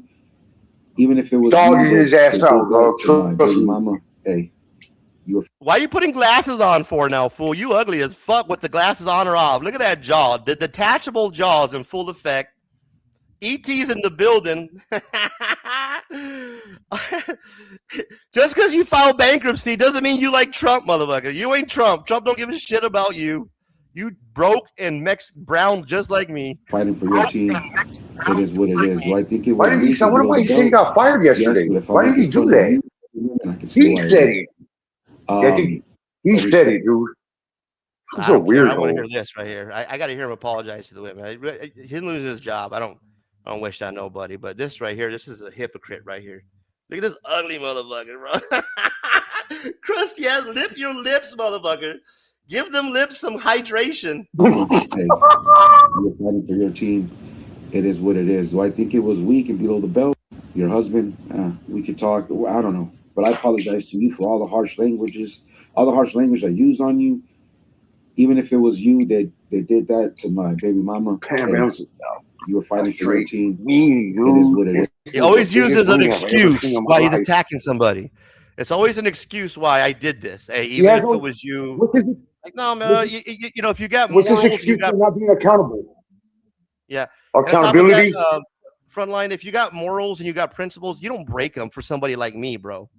If I am who I am, you don't go outside your boundaries, your morals, evidently your principles, because a motherfucker like me triggered you, then you're weak, homie. You're a weak individual. Weak-minded, weak in spirit. I've been saying that. Because do I think he's hell for the goat? Yes, but if I'm making fun of well, I'm gonna get you right though. I'm gonna get you 30 days. That's all you need. So I respect the fade. I didn't really much disrespect Yaya. Respect. What are you doing? You wanna go outside? Katie, Frizzle, Christina, if that's who you are, I apologize to you as well.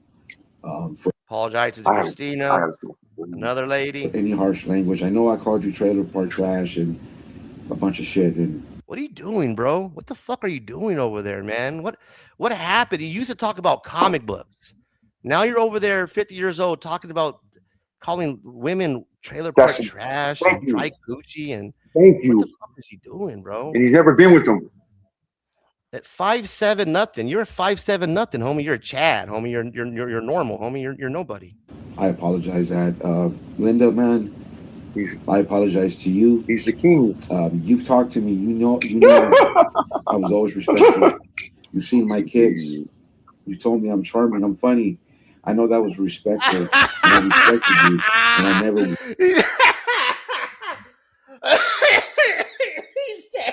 He said you told me you were charming. I was charming and I was funny. She lied to you, fool. Oh, damn. You bought that line? You bought that line. Oh, fucking gullible as fuck, bro. I mean, I'm funny. I know that was respectful, and I respected you. Oh, yeah, it was respectful because she was lying like a motherfucker when she said that. I'm charming. I'm funny. I know that was respectful, and I respected you. You know, I never once crossed where all the this line. comes from, though, is low self-esteem. Fernando, we just let That's it all happen. this is from. And your situation with Google fuck shit up. You know, you use that other hole. You use them and abuse them. How he's apologizing to women, and then he's calling another woman a hoe at the same time. What the fuck, dude? Burnt out, dude. Oh damn, man! This motherfucker is the biggest hypocrite. It's just all about the views, bro. You're fake, homie. Even your own apology, you're still calling a woman a hoe. Like you don't get it, man. You're retardado. Was that how you say retarded in Spanish, bro? Retardado. Retardado. You ain't all there, bro. The homie ain't all there, homie. He's retardado. You know what I'm saying? He's like, what? You're calling a lady a hoe and you're apologizing on the video for doing the exact same thing. Obviously, you don't know what the fuck you don't know what you're doing, bro. Like you're trying to around women. Yeah, and you're going in the wrong job. You should just stay in the comic community. They would have. You were the token Mexican. you know, because you're just this wannabe Trump guy. So you're the token Mexican of the community. They loved you, man, because you came after the real one. You know, people hate the real guy, right? They love the fake one, like you, bro. And you're just appealing to the masses. That's all you are, man. 5'7", nothing. That's you nothing. See fit, Linda. I have no more harsh words to say to you. I told him let's do a burpee contest. Let's do something, dog. Burpees, push-ups. Let's do something. Let's be men and compete in something. Nothing. Video after video after. I'm good with that shit. And then he tried to throw the goatee on, bro. The goatee's hilarious. Get rid of that goatee, bro. That shit's all fucking crooked, anyways. Hope that the people who watch me don't. I can't control Frankie the Porter's idiot. He's his own entity, but I rock with him. He rocks with me. Other than that, that is the disclaimer. Everybody else, you know, I'm not asking. So what was it? What was he apologizing for cussing him out? Even if some of you, for using bad language towards women, and then he called a woman a hoe. Trying to follow him. Ugly. I don't care. It's okay. We're all ugly on the inside, no matter how pretty we are. We're handsome on the outside. You're women. I should have never degraded you. I'm a mama's boy. Hey, Razor, does this make sense? If I go, you know, hey, man, it makes sense, dog. If we just stay out of each other's way, so we can both get this bag. This is you. I don't want to be the reason why you don't get paid, dog, because I'm getting opportunity after opportunity. You see on Instagram, you see me on Instagram, my shit goes crazy. Yeah. Well, he's gonna, he's gonna try to outtroll you, bro. It's gonna be a battle of attrition. He thinks that he's gonna, you know, that he can outtroll you, that you can't outtroll the troll. And when I notice is I'm that not gonna troll. Well, not only that, dude, but you're committed, man. You're like a pit bull. Like you're, you know, fucking came across the wrong guy. Because you'll go in every day in this motherfucker. it's all facts. But like you see what he's trying to do. Personal information that you should not see, man. Like I know everything about this guy that I probably shouldn't need to know. And it's fucking, now that I know the information, I'm not going to talk about it, obviously, because that's not what we do. But I mean, he went to a prison genre. You can't go to a prison genre and be like, well, don't dox me. No, bro, you fucking with gangsters, homie, hardcore criminals that did prison time. They're gonna come show up and fuck with you, bro. You fucking, and then you're talking about people's wives and moms and sisters, bro, and then you gotta do apology. It's gonna end in all bad. I'm doing comic book community drama. You know what I'm saying? There's gonna be a guy at a comic convention. Hey, fuck you, Razor. You know that's the worst, maybe, bro. You're fucking with some shit that you shouldn't be fucking with, homie. Like just. What are you doing over there, man? Not only that, but it's embarrassing. It's embarrassing, Frontline, quite frankly. Thank you. I've been trying to tell this dude that forever. I go, do you know how we look at this age? And that's why I fall back, because whenever you have kids around you and you're pushing false narratives, they're watching you. They're watching you lie on somebody. They're watching you disrespect. That's how they're going to act. That's how they're going to act. That's why I trip off of them. I'm like, when my daughters are here, next time my wife's here, or anytime you want to talk to a Razor, talk to her all you want. My daughters are here, I don't even cuss at my wife, because I don't want them to see me talk to their mom like that. Because if I'm telling you this, that's how I am with her, you know? Bro, you read a comic, bro. Chill out, man. What happened? Bam Bam? You know, all the shit you done and talked about me and with the trolling and fake accounts, man. I feel sorry for you, bro, because you were a comic book collector. You obviously, you know, stabbed me in the back in order to give you some fame. You wanted to become this massive troll. Like I can be the troll of trolls and I can beat the bully. Bro, you can't be the good guy when you're attacking women and then you have to apologize about it. You're not the good guy, man. You've turned into somebody who's like a locale. Is that what you call it, Bam Bam? You're the locale now, bro. You went from this, you know, hero of the comic book community because you were coming after the villain. And now you're embarrassing to Latinos, to Mexicans. You're a 50-year-old wannabe gangster. Thank you. And read a comic. It's okay to be a nerd, bro. I'm okay with being a nerd, man. I'm okay with fucking hanging out, reading comic books, open garbage pail kids, doing videos that nobody really gives a shit about because I'm nerding out and I'm collecting, man. I don't give a shit about fucking massive views because I'm want to be a gangster, bro. I mean, come on, man. It's embarrassing, bro, for Latinos. It's just, come on, you're 50 years old, homie. Grow up, man. 50, be doing 50, a little bit better. 50. Yeah. 50. Look at your crew. Everybody's around you is like in their 20s. You're trying to keep up with them. Like They're into that disrespecting women. It makes you look bad because as a man, you should be leading. You should be like, no, no, we're not doing that right here. But no, you jump right into it because you don't know better, Bam Bam. I don't try. The other day I told you, hey, dog, if you want to work out, I'll work out with you. I wasn't trying to press you, my boy. That's what homies and camaradas do in the joint. When you have a problem with somebody, instead of fighting, you go work out, dog. You don't know about that because you're not built that way, dog. I'm telling you, bro. Latinos are supposed to come together. Even all through the bullshit, man. I even still try to work with you, try to fucking do shows and all that shit. You just got upset, man. You got feelings too hurt. And Latinos are supposed to come together, bro, even through all the bullshit, even all the fake trolls account, however you came after me, man. Looked at you like a little brother, bro. And I feel sorry for you even now, man. That you're doing good views. And a lot of times it's not about the views, man. When you got to sell your soul and you got to sell out in order to become a personality, it's not worth it, man. You know what I'm saying? It's not, bro. Just stay true to who you are, regardless of who's on the team, how many people are around you. At the end of the day, bro, you got to look in the mirror at this mug right here and be happy with what you're doing, man. And that was some real shit. If you got to apologize to women at the end of the day, are you really, are you moving forward, bro? When you're having to move backwards 2 steps and say I'm sorry, I don't know, man. But Frontline, hey, I appreciate you stopping by. I think we got the the gist of Bam Bam, where he's at. I appreciate what you're doing over there, bro. I see what you're doing. You got the shows every night. Please give this guy a follow. Frontline Entertainment. If you want to bust it down, like he says, and get out there and work out with them, he'll do it for you. I think he's moving positive. Look, guys, there's drama, there's trolling, and then there's people that watch for the views. And regardless, this man is entertaining. He's almost at 1,000 views. He's trying to put out a positive message. And at the end of the day, it's content. We're all putting out content, and it's for it's for fun and entertainment. Frontline Entertainment, if you will. So Frontline, anything you want to say, man? Any last words? Anything you want to promote?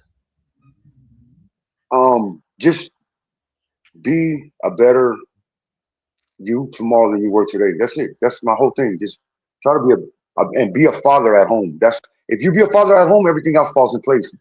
Bet that. Be a leader in your house. That's it. That's it. Hey, brother, I appreciate you stopping by, my guy. You're always welcome here. It's been almost a month now, and you're a friend of the channel. And yeah, my guy, I appreciate you. Frontline Entertainment. Give him a round of applause. Thank you for the Yada. Yeah, thank you, brother. Have a good night, bro. You too. Frontline, ladies and gentlemen. I told you, man. I told you guys it was going to get crazy tonight, right? I told you it was going to get a little nuts. Here's what I'm going to do. I'm going to drop the link. Thank you guys for stopping by. It's late night after hours. I'm your host, Razor Comics. It's open mic night. We are through the Yada. I dropped my top 10 earlier, right? The most influentials. We got a poll going on right now. I'm going to refresh the poll, and let's see where we're at on the poll and see how many votes that we got. I appreciate everybody who participated in the poll. And let's see. We're going to pull the poll up, and we'll see where the numbers lie. Who is the most influential comic book YouTube channel of all time? Comics Explained, Comic Storian, Thinking Critical, and Comic Tom 101. We got Comics Explained and Comic Storian tied at 17%, and Comic Tom 101 at 67%. End the poll. Comic Tom 101, guys. And you know what? I don't think anybody will be wrong on that. I mean, right now, he is the most influential. He pretty much floods our algorithm when it comes to YouTube content in the comic book world.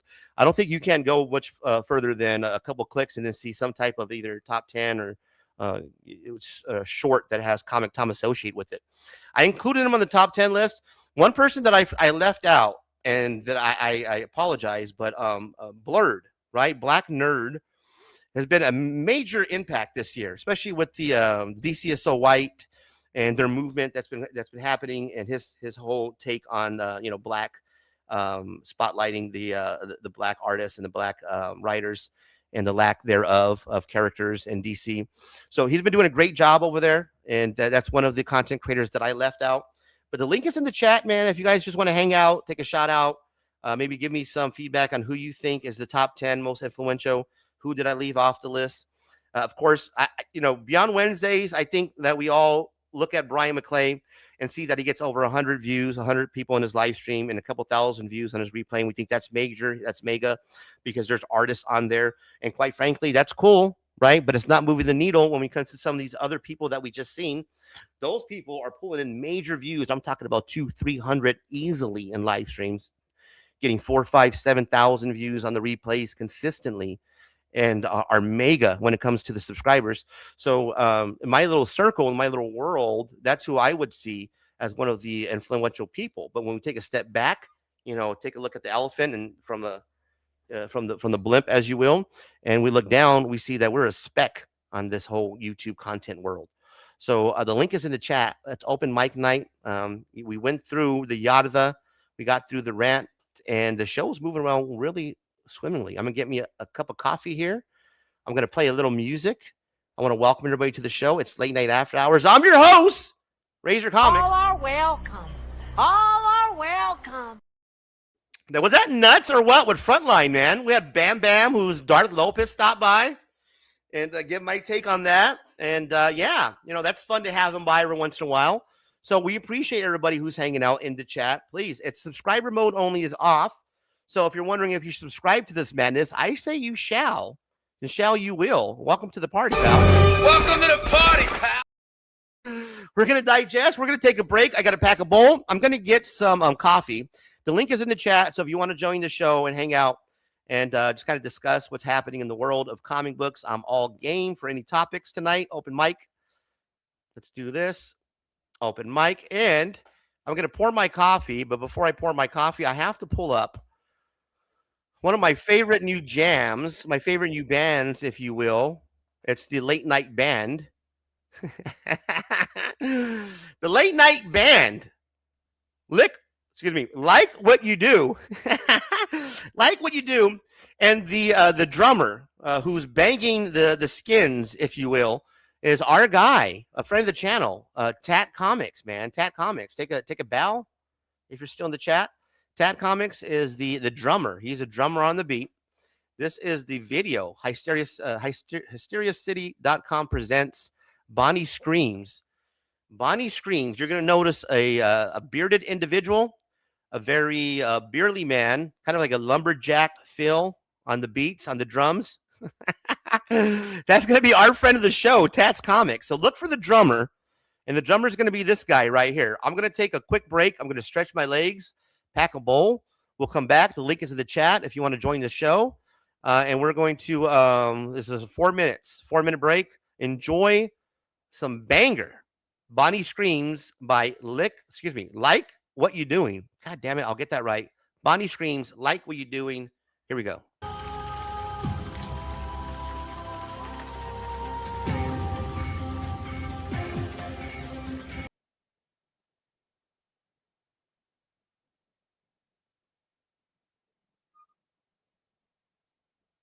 Hang on, I messed that all up. Right when I was going to get up, God damn it. My bad, guys. After these messages, we'll be right back.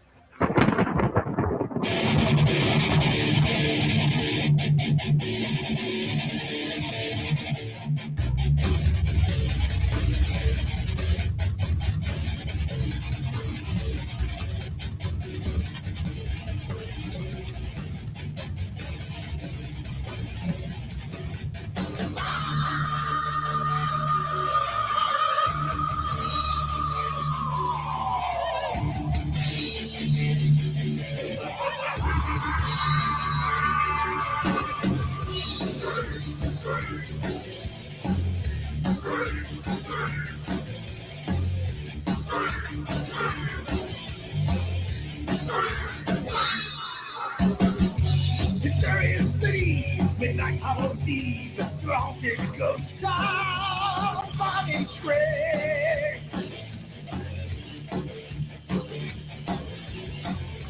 In Cypress Canyon, we find our test. The haunted ghost town of the Wicked West.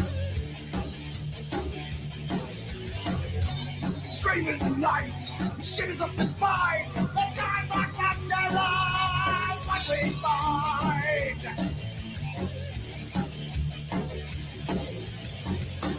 You'll shake with fear when you hear the sound of body screams. Body screams. Scream, scream.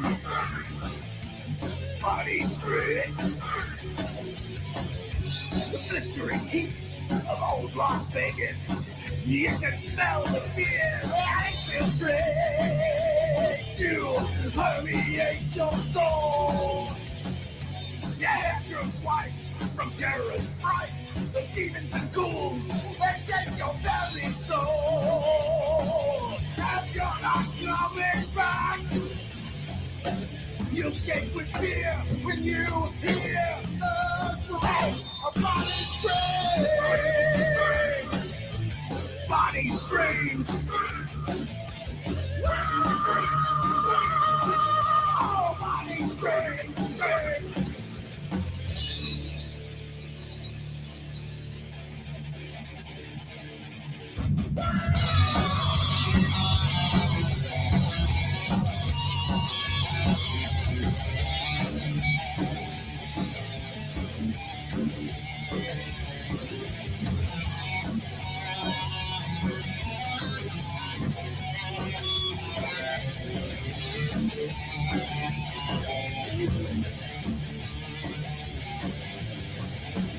You'll shake with fear when you hear the charades of body screams.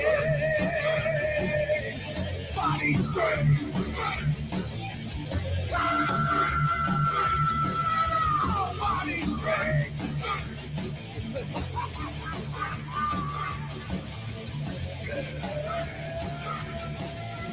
Body screams.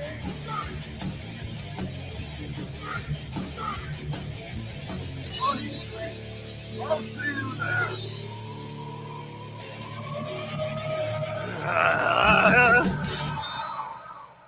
Ladies and gentlemen, Body Scream. That's by Like What You Do with our man, Tat Comics on the drums. Ladies and gentlemen, this is Late Night After Hours. I'm your host, Razor Comics. All are welcome.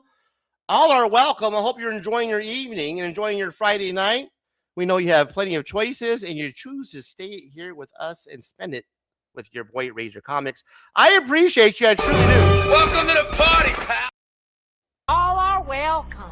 All are welcome. This is the second half of the show. The first half is filled with just goddamn shenanigans. And bringing to the stage the lead drummer, if you will. Welcome to the show, my man. Tad, is that you? Yeah. Hang on, man. Let me get you on there. How come I don't got you on there? Hey, there we go. There he is. The What's lead up, man? drummer. What it do, my guy? I appreciate you stopping by. Thanks. Yeah, I'm gonna have to. I can't stay too long, but yeah, that was a band I was in for like 6 years, and it was a pretty good band. The band was called actually Liquid, but I like how you say it though. Like What You Do. That's awesome. It's called Liquid, and I call it Like What You Do. You had another one too. I think he called it Lick something. And I was like, Lick what? What You Do. Yeah. That's Hell awesome. yeah, bro. Like what you do. I would have went with that, man. That probably would have took off. You know what I mean? Instead of Liquid. Oh yeah. Like No, What You Do. the bass player, it was his band that he had, and because I moved up from California to Oregon, and I was looking for a band to join, and I joined a few bands, but it didn't work out, and then I just stumbled across those guys, and it was actually two other guitar players that were in the band that pretty much left when we started making it somewhat big, and the other guitar player stepped in, and yeah, things started to kind of go downhill from there, and we didn't last. I didn't last in the band much longer because they said my kids were being too much of a inconvenience, which is not true. But Right. We only got you a short time, so we got to get the questions in, guys. Rapid fire. All right. What year is that, Tat? What year was that? Oh gosh, man, that was I think you stumped me on that one. I want to say it was at least 10 years old. Okay. I want to say. I don't know who's around, but did you guys have any groupies? And I say you Yeah. guys. Nice. Yeah. Hell yeah, bro. That's what I'm talking about. That's what I'm talking about, man. Hell yeah, bro. Who got the outside of this is exclude Tat? Who one of the band members? Which was the guy that got the most groupies? Was it the lead singer? Is that who always gets the most groupies? No, it was our first guitar player we had, but he didn't. He was just more of a nice guy. He didn't like try to hook up with anybody, but he'd always just be really nice to any girl that would come up and talk to him. Me, I just would talk to anybody, but I'm married, so I was always like, making sure that ring was shown because I ain't playing around. Exactly. Nice, man. Hell yeah, bro. Did you guys ever get like when you were playing at these gigs? Did you ever come across something that was like a little nefarious, like one of these spots where you're like, hey man, I don't know if we should be playing in this drug dealer's den? Yeah, we excuse me, we did that video there. It was in Las Vegas, and it was for a guy. He put a flyer out there that he had this haunted house theme thing that he does every year, and he was looking for some live entertainment to perform at his venue. So my bass player reached out to him, said, hey, I got this band. This is our music, and we'd be interested. And then he found that talking to the guy, he had a bunch of drum sets, and he was selling some of them. So that drum set you see in the video, he bought the drum set from that guy, and then I bought it from him. And then we just ended up doing a show for him. We wrote that song like within a day. Well, the bass player wrote the lyrics. I mainly just, played my drum parts to it. And we mixed it out pretty fast, went into a studio, and then gave the guy a demo. And then he's like, oh man, he loved it because we put the title of his haunted house theme in there. And, that kind of helps. And then we got the gig. We were up there for 5 days, just playing nonstop. That song, of course, and then a bunch of other songs that we wrote. The twirling of the sticks, bro. That's the old, drummer. You got to be able to twirl the sticks. Yeah, that's that's a staple of being a drummer. For sure. Yeah. Any other cool moves that you can do, man? Like you throw it up in the air, catch like a baton or something. I've tried that a few times, and one time I threw it up in the air and it went into the dryer because I had a dryer behind me. I was playing a show, and I threw my drumstick up and it flew and landed in the dryer. So I had a spare stick there, and I grabbed it. I've had one where I was trying to throw it out to one of my friends that came to our shows, and I guess he didn't see that I was going to throw it, or I got his attention and it hit him in the head. So I was like, I can't do that. I love it, bro. And then we got a question from our guy Scatty Mac, Brute Force Logic in the building. Ask Tat if he's familiar with. Let me put my glasses on. See if you can see that, Tat. It's the wrong time for me probably not to have my glasses. Yeah, it's small on my phone. Hang on. I got glasses around here somewhere. Yeah, I was just gonna say, you asked if that thing was if that artwork was airbrushed on my drum set, and it actually was. Through mutual friends, this guy he does really great detail work on cars and stuff, and he also does it on motorcycles. And he asked if he could do something for me, and I'm like, yeah, dude. And he didn't even charge me, so he airbrushed those skulls on there and flames. $3.99. Yeah. Asked Tat if he's familiar with Ray Luzier. Luzier, I might be saying that wrong, or Thomas Lang, and if he's a fan. Thomas Lang sounds familiar. I'm the gentleman by the name of Ray. I probably heard his stuff, but never like put a name to it. Mm-hmm. Do you miss it? Do you miss the lifestyle, man? Do you miss playing with the band? Do you miss rocking out? I do miss playing. I do miss playing like live, because that's what I love to do. With those two guys there, I mean, time has definitely passed. I would probably talk to them now, but when it was going on, the way how they went about getting me out of the band was just, it hurt. So, But I think now if I ever ran into them, I would talk to them. But playing with them again, I don't know. I mean, we're definitely not a band like Motley Crue or anything like that. So it wouldn't be, I don't know how pleasant it would be. I got to be this hard though, right? To have that drum set still around and not. Do you still go out there in the garage, man, and fucking pound away? I know that sounds fucking weird. No, I know what you meant. I was for a while, and it was great. I had a couple of friends from work. We just barred around and jam. I mean, this one guy that I play with, he's more of a instrumentalist. He just kind of noodles on his guitar, and I would just put a drum beat behind it. And then the bass player that I was jamming with, this guy's amazing. I mean, he could play anything from Tool to Chili Peppers, you name it. He could play that style. He could even play old school funk. So I was really feeding off of him, and we were doing pretty good. But I moved all my comic books out there, so now there's no room. Yeah, man, you got a shit ton of comics. Yeah. We got to do another hangout, man. Another Ceasefire Sunday. You can hang out, one of these days on a Sunday stream and sell some books, bro. Yeah, it's been a while since you did a video, man. When are you going to do another haul video? Oh man, I don't know. I've just been so busy. My wife's more busier than me, so I'm always just trying to help her out. Like help behind, get things done for her behind, because our kids are just like they have her going everywhere. So, but hopefully soon. But yeah, this Sunday I might be able to make that. That shouldn't be a problem. Yeah, hell yeah, bro. We'll drop the link. We'll fucking send it to you and just hang out. I gotta do my blind bag video. I'm gonna wake up early and do that. Read some comic books. I got 3 blind bags to see which one's best. The Queen and Black, Turtles 300, and the Terminal 1. So, are you a blind bag guy? Do you at all? Every once in a blue moon. Every once in a blue moon. It's nowadays though. Some of my comic book stores they'll automatically pull them out of the blind bag, so I don't get that choice unless I say, hey, I just want a blind bag put in my pull box. But yeah, I mean, I like them, but I don't get them all the time. But they are fun to open. It's like opening up a pack of cards, whether it be Garbage Pail, football, baseball, basketball, I hate it, bro, because I'm so addicted to them. To be honest, I love them. Like I think it's the only reason why I mainly go to the comic book shop now is because I just want to buy, the most recent. But I know I shouldn't, and I know that's like, you shouldn't fucking buy a blind bag. But you're right. It's that ripping aspect. That has me addicted, man. It's like a pack of cards. You know what I mean? Yeah. Oh yeah, it's fun. It gives you that instant rush. What books are you collecting? Me? Yeah. Oh God, my wife just chuckled.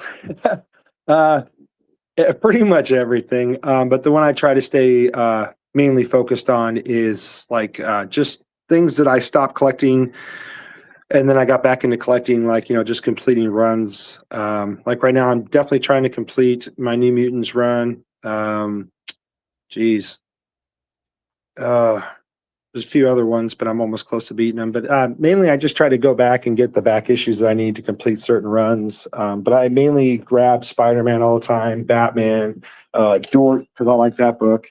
Yeah, from that issue 5. And then I really love to find is like those odd, weird,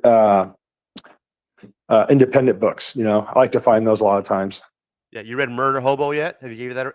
No, but I hear you talking about it, and it sounds funny, just like that other one. What did you talk about? I think it was called like Junk Punch. Yes, Junk Punch. Thank you. You knew exactly what I was going to get to. Yeah, I haven't seen that book anywhere, so I'm figuring when I find it, I'm definitely going to grab it and give it a read because this sounds funny. Is your wife a collector, bro? Is she down with the hobby? Like, does she get the fact that we're nerds and we collect comic books? Yeah, she doesn't really collect comic books. My wife, she's fine with me collecting them. She just asks me to always be, mindful, don't go overboard and just make sure everything else is done before you do that. And which is cool. She lets me hang a few comic book stuff up in our room, in our bedroom itself, but out in the living room, I can't do that. Did she make sure that you didn't buy 3 Hello Kitty foils? Did you get your 3 Hello Kitty foils too? Were you one of the ones? No. How many Hello Kitty comic books did you buy this Wednesday? 0. And it's not because like I've never been into Hello Kitty, but if my daughter ever was, I'd do that for her. But my daughter, she likes Poison Ivy. She likes, He likes Harley Quinn, but her favorite character is Poison Ivy. And Bro, that's when I seen it was getting out of hand. When I seen grown men, and I hate to throw Bruce Front underneath the bus, but he was one of them, with holding 3 Hello Kitties, like the second appearance, and like, you guys get the fuck out of here, man. Where are we? You're collecting Hello Kitty first appearance, and then the foil came out. It's the first. I'm like, you guys are $20 for that shit, man. Yeah, it's insane now, bro. When grown men, 50, 60-year-old men are going wild over the new Hello Kitty foil that came out. yeah. I mean, sometimes I see that, and I think either they're a true fan, and then others I think they do it because they think they can flip it. You know what I mean? Do you think so? Because I don't. Come on, man. Unless they're, I guess so. I think they're doing it more just for want to be part of the crowd. Like, hey, I also got the Hello Kitty. There's a shit ton of those. Like, who's I'm sure they printed out tons of those. Unless it's the exclusive IDW one. You know what I mean? Yeah. There's like 500 of those. But I mean, yeah, I think you're right. It all depends on like the person. They can either be doing it to buy it, to flip it, or to be part of a crowd. Or they've always loved Hello Kitty. Somehow Hello Kitty touches their heart in a way where they kind of it takes them back to their childhood or something. I mean, honestly, I couldn't do it, bro. I couldn't go to my pool.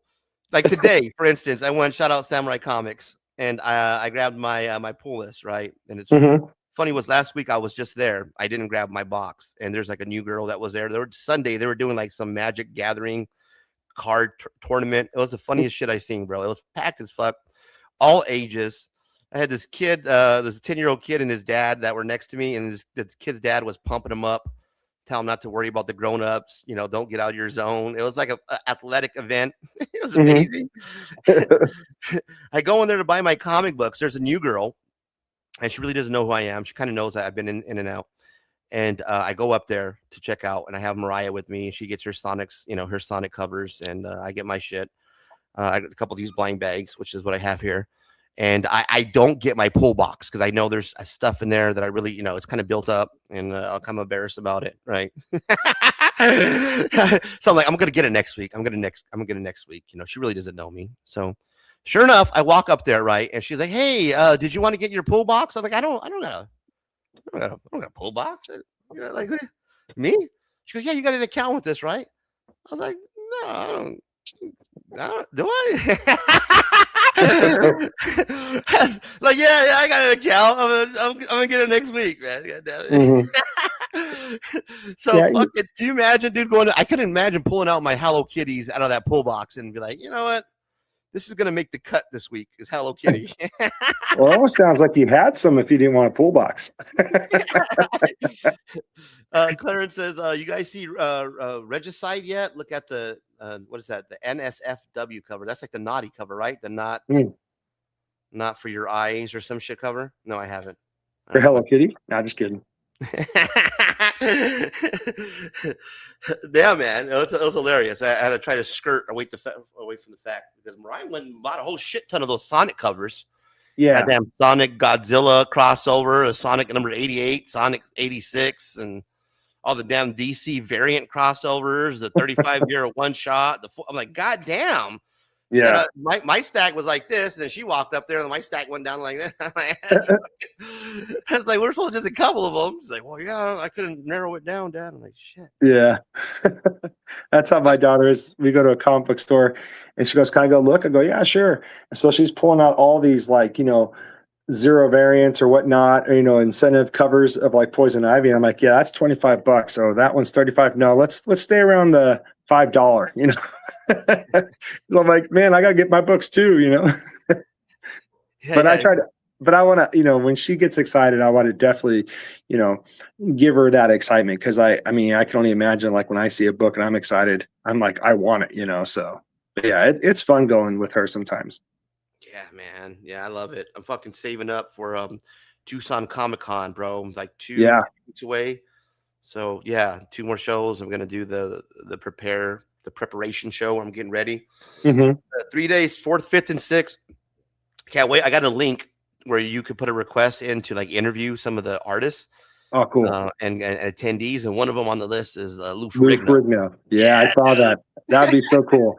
He's a cool guy, man. He is cool. I've met him like briefly at one Comic-Con that I went to, and yeah, he was really nice, pleasant to talk to.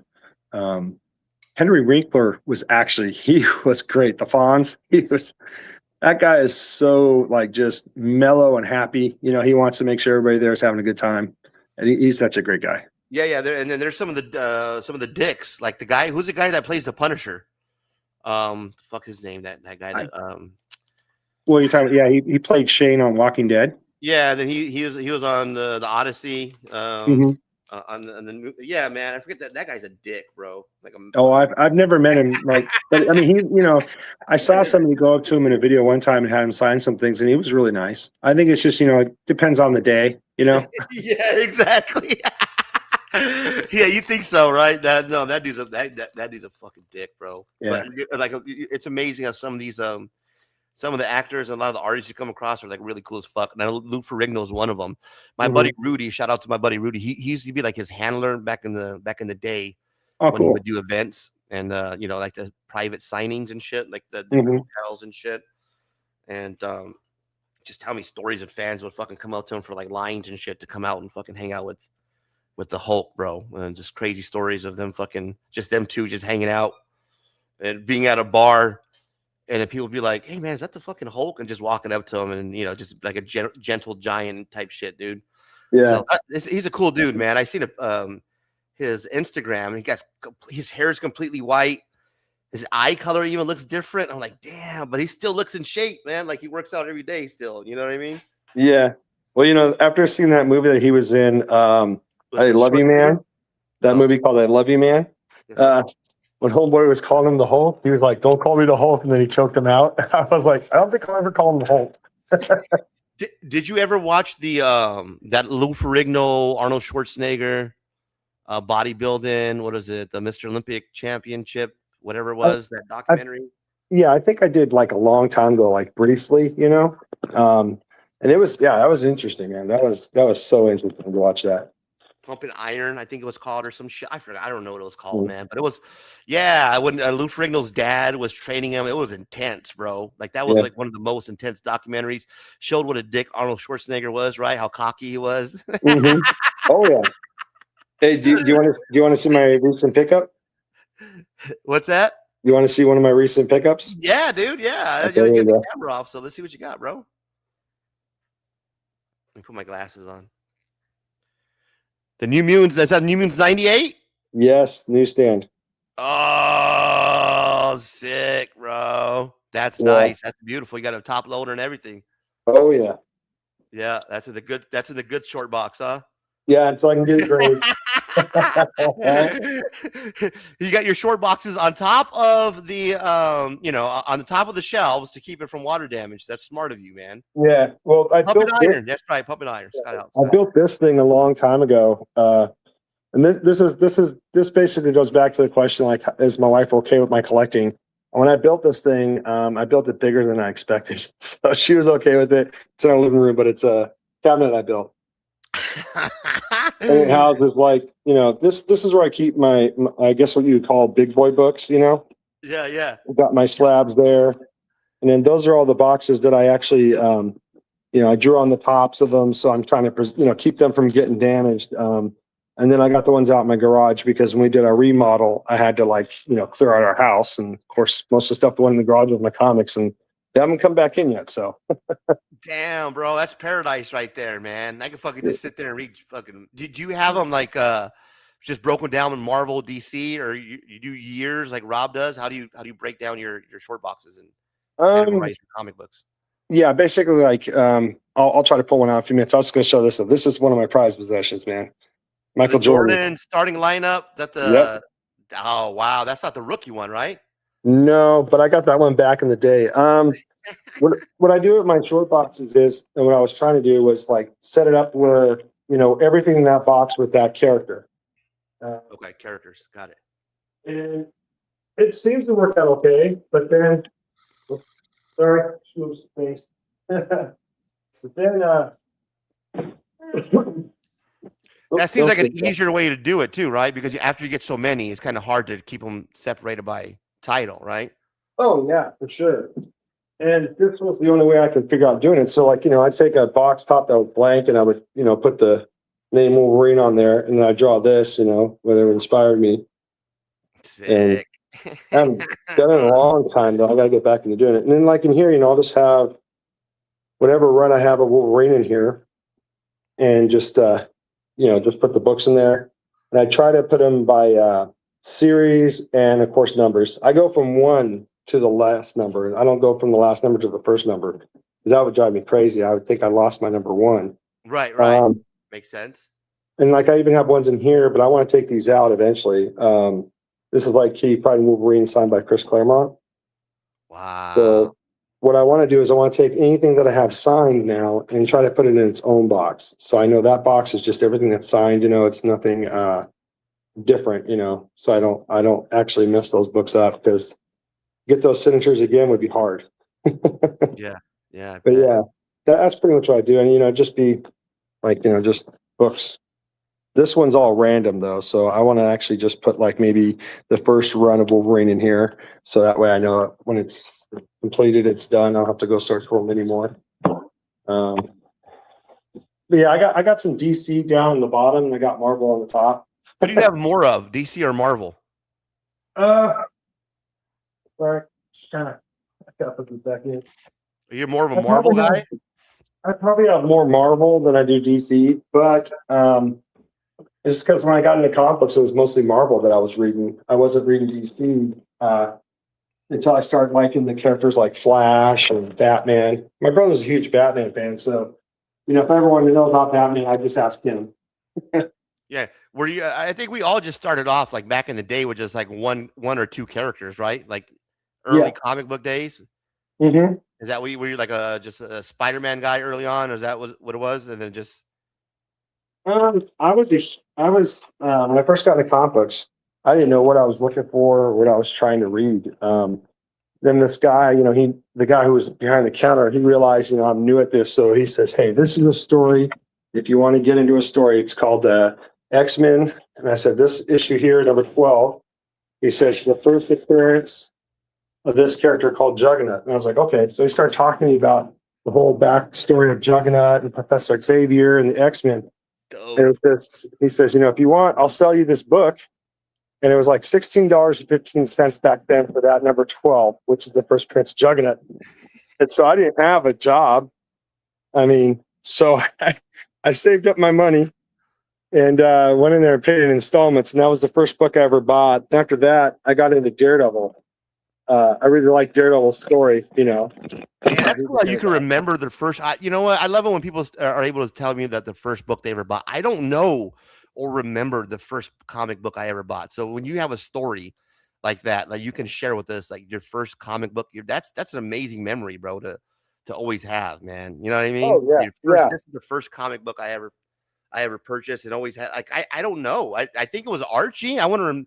But I don't know I know it was Archie. Matter of fact, I know for a fact it was an Archie digest. But I couldn't tell you. Okay, this was it was this Jughead Archie digest. But that's cool that you can know that this was the very first comic book that I purchased, and that's awesome that you have that memory. You're like a lifeline long collector, bro. Yeah, it's cool to be a nerd, right? Oh yeah. It's a big book now, right, Clarence? Oh, yeah, dude. It's a big book now. Yeah, and I'm grateful for my brother because he was collecting and I wasn't. So he come up with these comic books and I was wondering what they were, and he tried to tell me, and I'm like, okay, whatever. I'll spend my money on football cards, baseball cards, and then when he took me to my first comic book store, I just realized I'm like, man, there's just a lot of great art, and I got hooked. So I was just grabbing whatever cover excited me, and that's when the guy just goes, okay, you want to be a collector, you really want to get into reading, this is what you want to do. And so like X-Men was my first, book to really get me drawn into reading comics. But yeah, you're right. Characters, all the different fucking characters, right? And how they have their own personalities and they all got to work through shit together, right? Yep. That makes the X-Men, I think, one of the favorite reads. Yeah, and then of course, I got into collecting GI Joe because I remember the cartoon, Transformers, So to go back to what I was saying before, real quick, while we're on the X-Men topic, have you been watching the X-Men '97 at all? Yes, I still have What's to your finish opinion the on that, bro? I think it's good. kind of takes me back to when it first came out, and I was watching it religiously then. So I kind of feel like it's definitely left off where they. I mean, it's definitely starting back up again where they left off, and I think these are the stories that I wanted to see continue. With these characters and the storyline and bringing in new villains. And I think it's been great. The only thing is, like, my time of watching them, I have to make sure the dog's not in the room because he'll bark and, and growl at me because he wants my attention. So I got to keep pausing. Or like if my kids are needing to go someplace and my wife's gone, then I got to do it. So, but I really enjoy it so far. I like that the voices still sound like they did back then when I was watching it when it first came out. Yes. I think the artwork still looks the same too, even though they can go even better with it. I like the fact that they're keeping it, how it was. Okay. And I'm just waiting to see because I have to finish this season. I still got to figure 3 more episodes. And but I am excited to see some of the other animation that's coming out too. I think DC's got a project coming out. I can't remember on what character though. It was like Lobo or Batman. I can't remember. Well, this second season of X-Men '97, man. I mean, you had nothing but positive. I was a little disappointed. What about the relationship between Professor X and Magnus? That's a little weird to me on season 2, man. I'm not gonna say it's a little gay, but it seems like it's a little gay, bro. Well, Magnus. Yeah, I think a lot of it has to do with just how people are either talking up the show that can make you start thinking that way. He's got a picture of him. Yeah, like on the episode after he passes away, and it's just him and Magnus, and they're like on the beach or some shit. I'm like, what the fuck is going on with these guys? It's a little weird, man. That relationship that Professor has with Magnus. I'll be honest with you, man. I got some a little bit more than we're friend kind of vibes. Well, I think that I think the thing, if you went back and let's say you watched X-Men First Class, I actually enjoyed that movie. I do, yeah. You kind of, but you got to remember. I mean, the one thing you definitely remember about Professor Xavier is not only can he read your mind, but he can actually start having the feelings that you had. And he can start to have empathy for who you are as a person and why maybe you do the things you do. So I think when he first met, Eric Magnus, Magneto. Magnus. Yeah, I think for him, he kind of felt this pain and his sorrow when he was a little kid, and to watch his parents and stuff die, and I think he kind of grew like a really strong broship with him. You know what I mean? Like a bond of brother right there with him. So I think that's why he cares about him so much. And God, they've been through a lot, but. And then one guy wants to save all mutant kind, and the other one wants to have mutants live alongside humans. So I think it's just that makes their friendship, to some people seem a little, like you're saying, a little closer than normal. But I'm fine with it, even if they were to change the storyline and make them that way, which I don't think I don't mean to sound it like that. But, if they ever made it where they were, homosexuals or whatnot, then that's the way the writer wants to go with it, then he can. Of course, there are going to be some people who are going to hate that storyline. There's probably some people who love that storyline. But I think if there's a lot of explanation behind it, or if there's a way to touch people with the ideas that they are trying to portray, then I think it'll come across good or bad, for certain people. But there are people, they'd be pissed if that's what they went. It wouldn't bother me. I'd be fine with it because I still love Magneto. I think Magneto, he's like one of my favorite villains besides Dr. Doom. It seems like they're leaning that way, bro. I'll be yes, honest with you. It doesn't seem like it's a bromance at all, with the pictures and how he's, the Magnus at the end. It feels like he lost almost like a lover. Yeah, like a partner that was lost, man. More than just like a bromance, bro. I'm not saying, any outlining things, but Gay? I didn't think it was that gay. No, Peter, he's not gay. He's a woman stuck in a man's body. Yeah, gay. Yeah, gay.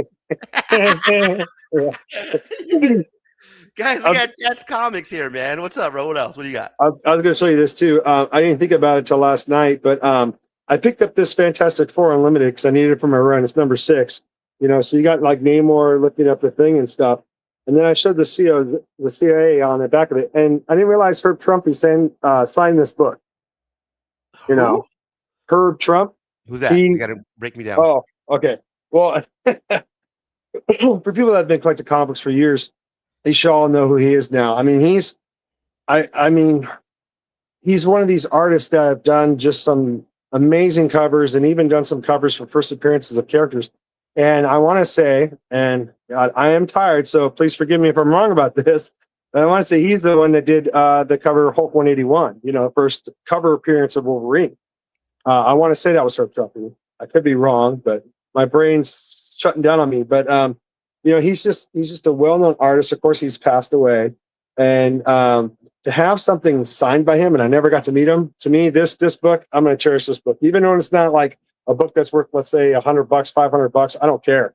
It is even worth just 25 cents. The fact that I got Herb Trampy's signature on there, yeah, and I got the CA of it. That's pretty nice for me. Yeah, bro.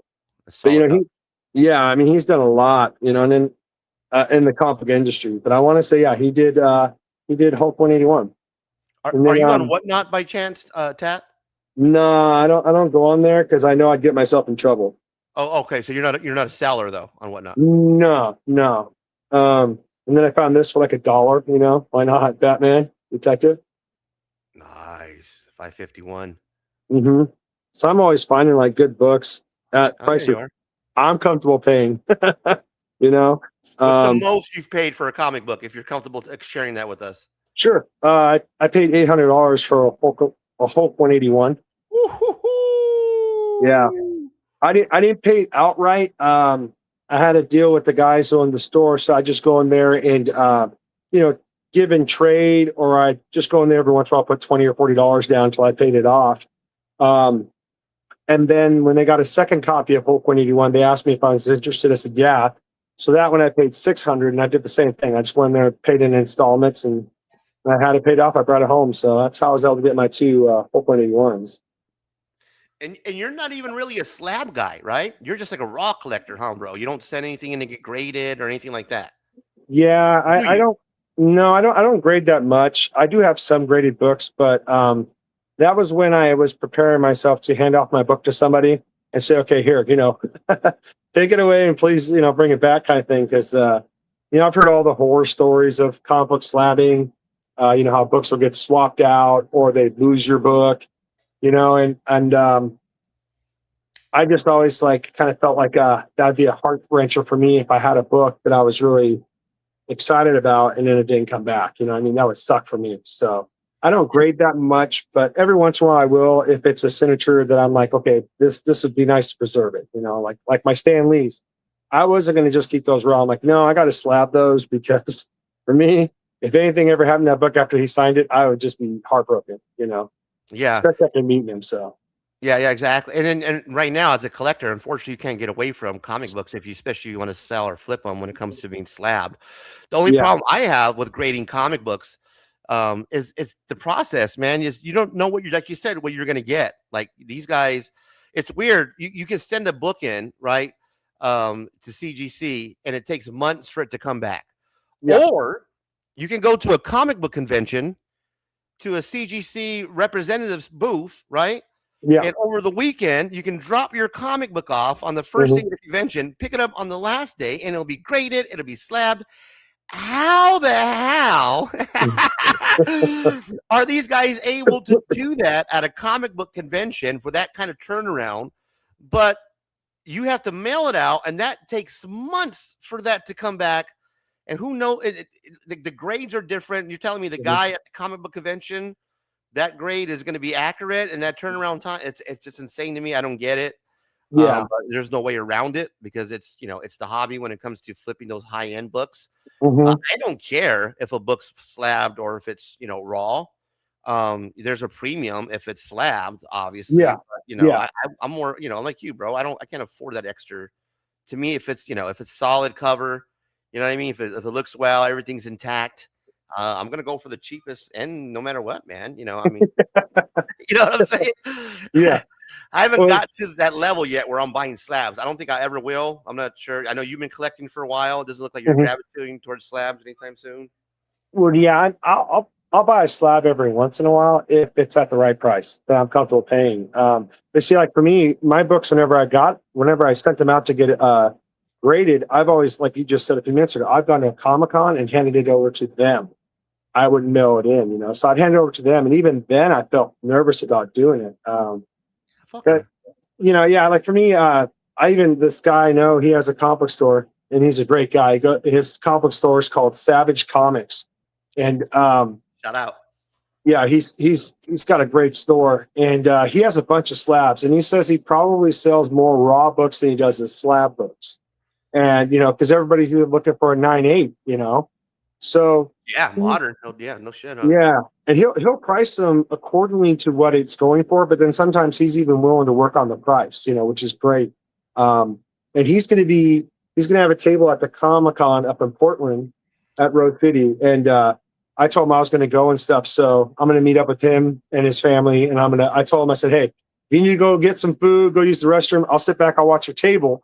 I go, your daughter can run the register. I don't want to do that, And he's like, oh, serious? I said, yeah. I said, I'll help you out. And I'm going to go around and get some books maybe signed, get a couple of other books I'm looking for that I haven't been able to find.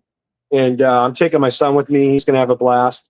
I told him I got lunch and everything. He's like, okay, I'm there,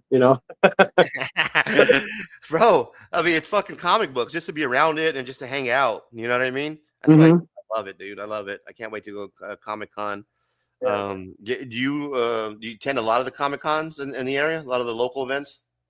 Just mainly that one. Unless I go to my comic book store and the guys are telling me, hey, across the street a month from now they're going to do a comic book swap. Yeah. And I try to make it, Warehouse and pop-ups. like today I went to Goodwill, and thank God they finally start putting the price tags on the bags, not the books. Oh, they got smart. Yeah, somebody said something.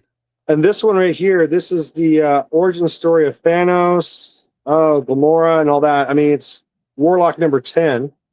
Sick. And it's got a little bent thing right there on the corner, but I got a friend that can clean and press and flatten that out. But for just $4, yeah. See, there's Thanos, so I can show you.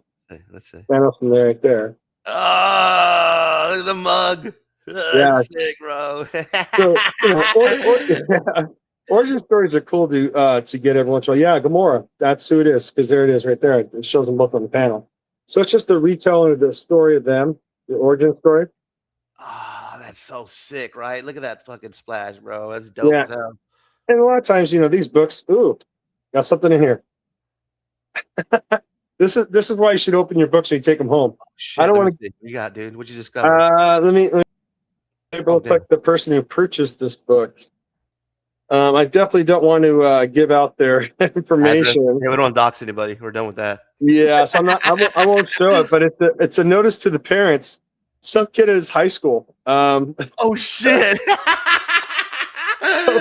I'll He's just see if stuck I in can this comic book, bro. Yeah, it's just a thing for some kid. What's the notice for, bro?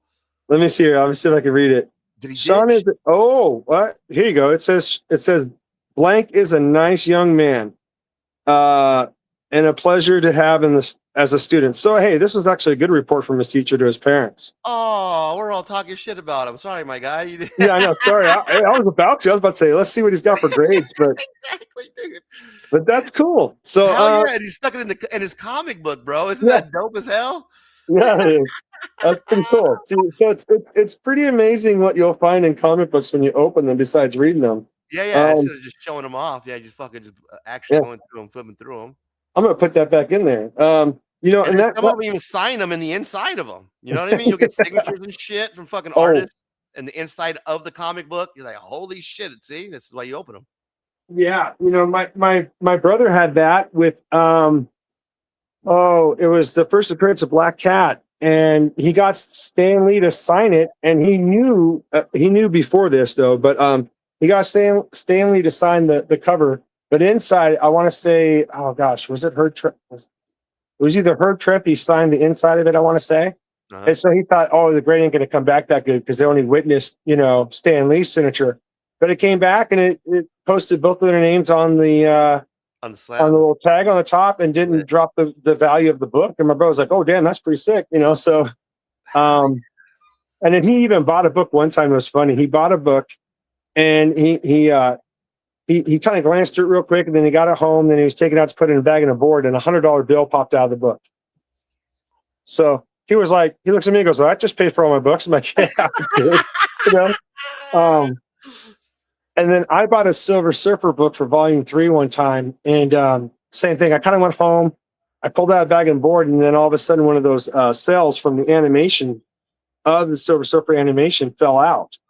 So I was like, "What?" You know, and so, and I think I only paid like $2 for this Silver Surfer book, and yeah, I got an animated cell with it. So I was like, "Dude, this is-" That's amazing. Yeah, that's a good question, man. That that should be a topic. Hey, Chad, if you want to let us know what's the most craziest thing or interesting item that's come out of a comic book when you flip through it after purchasing it, I love to hear, man, because that's that's definitely.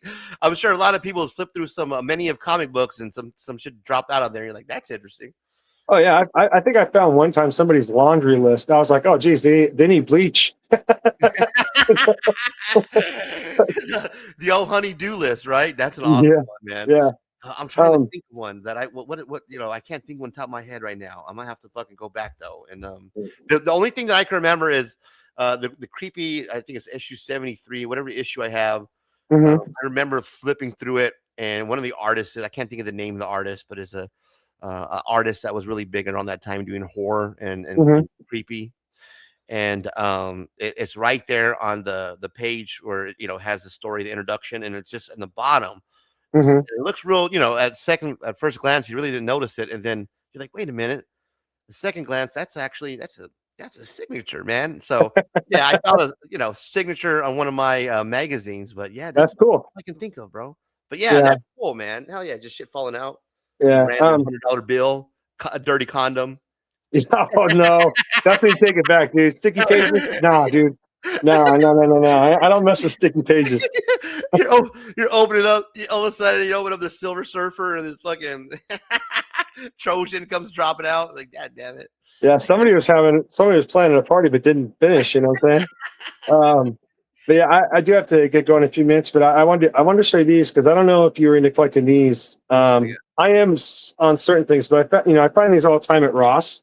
And so like they did the monster version of the Turtles. Oh, so I love the Turtles. Friday. Shout out to the table. That's dope, bro. And so you open it up and it showcases the turtle pretty nicely. Is that NECA? Who's the brand on that, brother? Yeah, NECA. Yep. Yeah. Yeah. Solid. So it's the Turtles. The Monsters universe. So they did Raphael as the Wolfman, and then they did Leonardo as the Preacher of Black Lagoon. They did Donatello as a mummy, and they did Donatello as the Invisible Man. Tells you how tired I am. And they did Michelangelo as the mummy. So I finally got them all. This was the last one I needed. So hopefully one of these days I'll get this stuff all displayed nicely, and that way it's kind of like my kids bring their friends over. They can go, "Look how cool my dad is." Damn, that's a Ross find, huh? That's sick, bro. I'm gonna go to my local Ross and try to pick those up now, man. Yeah, I mean they've been getting in a lot of good stuff. They've recently though started raising their prices on some of the things, but you can go there. You can find mecha figures. You can find a lot of anime statues there. You can even find some DC figures, some GI Joes, Marvel Legends every once. Blue Moon Turtles though now they're pulling those all out of the woodwork. But yeah, they do have some pretty decent stuff. You can get them cheap, instead of paying you got the Dracula splitter. No, they haven't gotten them there yet. So, but if they do, I'm getting it. Or Shredder, Dracula or Shredder, not Splitter. No, hey, I haven't seen them too much, but yeah. Right on, brother. I appreciate you. Are you heading out? Yeah, I gotta take care of some things in the house. I gotta still finish up laundry and all that stuff, and then I gotta change the sheets on the bed. When do you want it together for the Ceasefire Sunday? When do you want to show some books off? This Sunday, next Sunday? When is your schedule open? Yeah, if I can jump on this Sunday, I'll show some books. I'll definitely show some books. I mean, I can get to all my books now, except for the ones that are down the bottom. But I can, easily fix that. But yeah, I can show books, whatever you want. And if you had any more questions about the music that I was in and stuff like that, I can answer those too for you. Yeah, let's do it, man. Yeah, What time are you available on Sunday? Are you a noon guy on Sunday? What are you, a 2 o'clock guy? Because you're West Coast, right? Yeah. Anytime would be fine because I get off work at 9:30 on Sundays. So, okay. It's just I came home, took a little bit of nap, whatever, and then got up. Just let me know what time you want to start the show and shoot me a link and I'll be there. Cool. I'll shoot you a link. I'll get the thumbnail going. I appreciate you. We'll see you on Sunday then, brother. Yeah, take care, Razor. Yeah, Nice have a talking good to you, night, brother. bro. Thanks, You bro. too. Laters. Tat Comics, ladies and gentlemen. If you like that, get some more of it on Sunday. We'll be hanging out, man, just showing some books, just a bunch of nerds, bro. Just nerds being nerds. Oh, yeah, that's the guy, right? Tat Comics, man. So we appreciate you, Tat. Enjoy your night. Had the setup with the Teenage Mutant Ninja Turtle, right? That's dope, bro.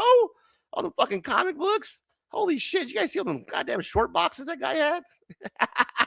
I can't just see what he had. Some dope shit, man. He picks them up for cheap too, like at Goodwill and shit like that for fucking, a couple dollars, quarters, fucking quarter boxes. Who has quarter bins? You never see quarter bins. Cool to see Tat, right? Hell yeah, man. We'll get some more Tat on Sunday. Hopefully he can stop by for a while and we'll show some comic books. So guys, Ceasefire Sunday is real. It's happening. Me and Tat, the link will be in the chat. If you guys want to stop by and show some comic books, just nerds being nerds, man. I got some comic books I just picked up on top of my blind bags. I already shoot the video, so the video will be dropped. So we'll have the blind bags to show. And then I have 50 boards. It should be 100. So it's going to be half as short of a show as supposed to be. So I got 50 boards. I got 100 comic books I got to bag, but I only got 50 boards. So I'll be bagging and boarding 50 comic books tomorrow. I got the Silver Age pre-made ones. I don't know what you guys use. Let me know what you guys use. These are the BCW 50 bags and boards, $20. I thought it was getting the 100. Fuck, bro. $8 more. I would have got the full 100. So I'm going to be bagging and boarding. I got a shit ton I got to get through. So if you guys just want to hang out, man, and just chill out on Sunday, Ceasefire Sunday, I'm thinking noon my time. That's 3 o'clock in the West Coast. So look for the thumbnail. We'll do it noon my time on the West Coast, 3 p.m. in the East Coast. Ceasefire Sunday. We'll call it Bags and Boards. Bring your bags and boards. Bring your comic books. Drop by. Hit the link. Just nerd out, man. Just some nerds being nerds. I appreciate everybody who's been hanging out with me. It's late night after hours, and it's really late night. We're getting up on 2 o'clock in the East Coast. So if it's Friday night and you're hanging out with your boy, I appreciate it, man. Please smash the like, comment, subscribe. We're almost one step away from greatness. Just all you need. One like, one comment, one subscribe away. One comment, one subscribe away from greatness. Some crazy shit tonight, right? We had a great time, man. The show was fun. I had a great time tonight. Just hanging out, shooting the shit with the gurus. It's fun that we're doing the subscriber mode that's shut off now. People can just hang out in the chat. The new people that way they don't have to subscribe right away. So that's fun. But please consider subscribing. Look for the new Razor Rants. I got a whole list I'm gonna be working on, guys. So I can't wait. Gonna keep the thumbnails the same. We got Ceasefire Sunday. That's back on Sunday, starting this week, man. Me and Tat gonna be hanging out. Anybody else wants to stop by? And that's going to be happening again for football season. So we're going to get some double dosages of late night and then Ceasefire Sunday and then the Razor Rants coming out during the week. And just good times, man. I do have some more Garbage Pail Kid videos that are coming out for some rips that I have. I got a stack of series 4 that I have to open up and get those sleeved up. So there's going to be a lot of content that's going to be coming out in the coming weeks, man. So continue to hang out with the gurus. We appreciate you. I was looking forward to sharing the Doomsday, the new Avengers Doomsday trailer that was supposed to drop at some point. I know it came out, but didn't come out. So it hasn't officially dropped. And I wanted to share that with you. So hopefully by next week, we should get the official trailer that we can actually show on the show. And I think that'd be cool to kind of break down, right? Because that's cool. That's coming out. There was a lot of hype about it. There was a countdown. And it never came to fruition, so it never came out. So I'm still waiting for that to drop Can't wait to see that new trailer. Pumped about the new Marvels movie that's coming out. So I appreciate you guys stopping by tonight. I think we covered everything. It was a hell of a ride. Always with Frontline, that guy is like a pet bull, man. I think Darth Lopez, finally met his match. That guy will wear you out, man. Regardless of how you feel about that guy, he's that motherfucker won't stop, bro. I wouldn't want to fuck with him, man. So good luck to Darth Lopez and the Yada movement over there, because you're gonna need it. That guy, he's relentless. And it doesn't look like he's letting out anytime soon. So thank you to Frontline for stopping by and breaking us down. And again, man, it's embarrassing. And I feel sorry for Darth Lopez. Hopefully, honestly, bro, that you can come back to collecting comic books, man. Hopefully that you can come back to sharing your love for the hobby. Because let's be honest, the comic book community, it's a different vibe, bro. That's a rough, niche content you're getting into. And as a fellow Latino, I just want to see us do good, bro. You know what I'm saying? Regardless of our history and our past, I want to see you do better. And I know you can, because you got some good knowledge when it comes to comic books. You got a pretty good collection of comic books. And so hopefully Darth Lopez can kind of find his way back. You can even come back and do drama videos, bro. Do more movies, more videos on me, man. Whatever you got to do to kind of ground yourself and get away from that craziness that's going on over there. But I appreciate you guys hanging out. I appreciate everybody who's stopped by. The top 10 most influential 2026 YouTubers on the comic book scene. Let me know what you thought. It started off a little slow. We got a little bit momentum going on in midstream. So looking at that replay, going to take a look at that, see who my top 1 spot is, and then let me know what you think. I can give you the breakdown before we leave tonight of that. So you have that here.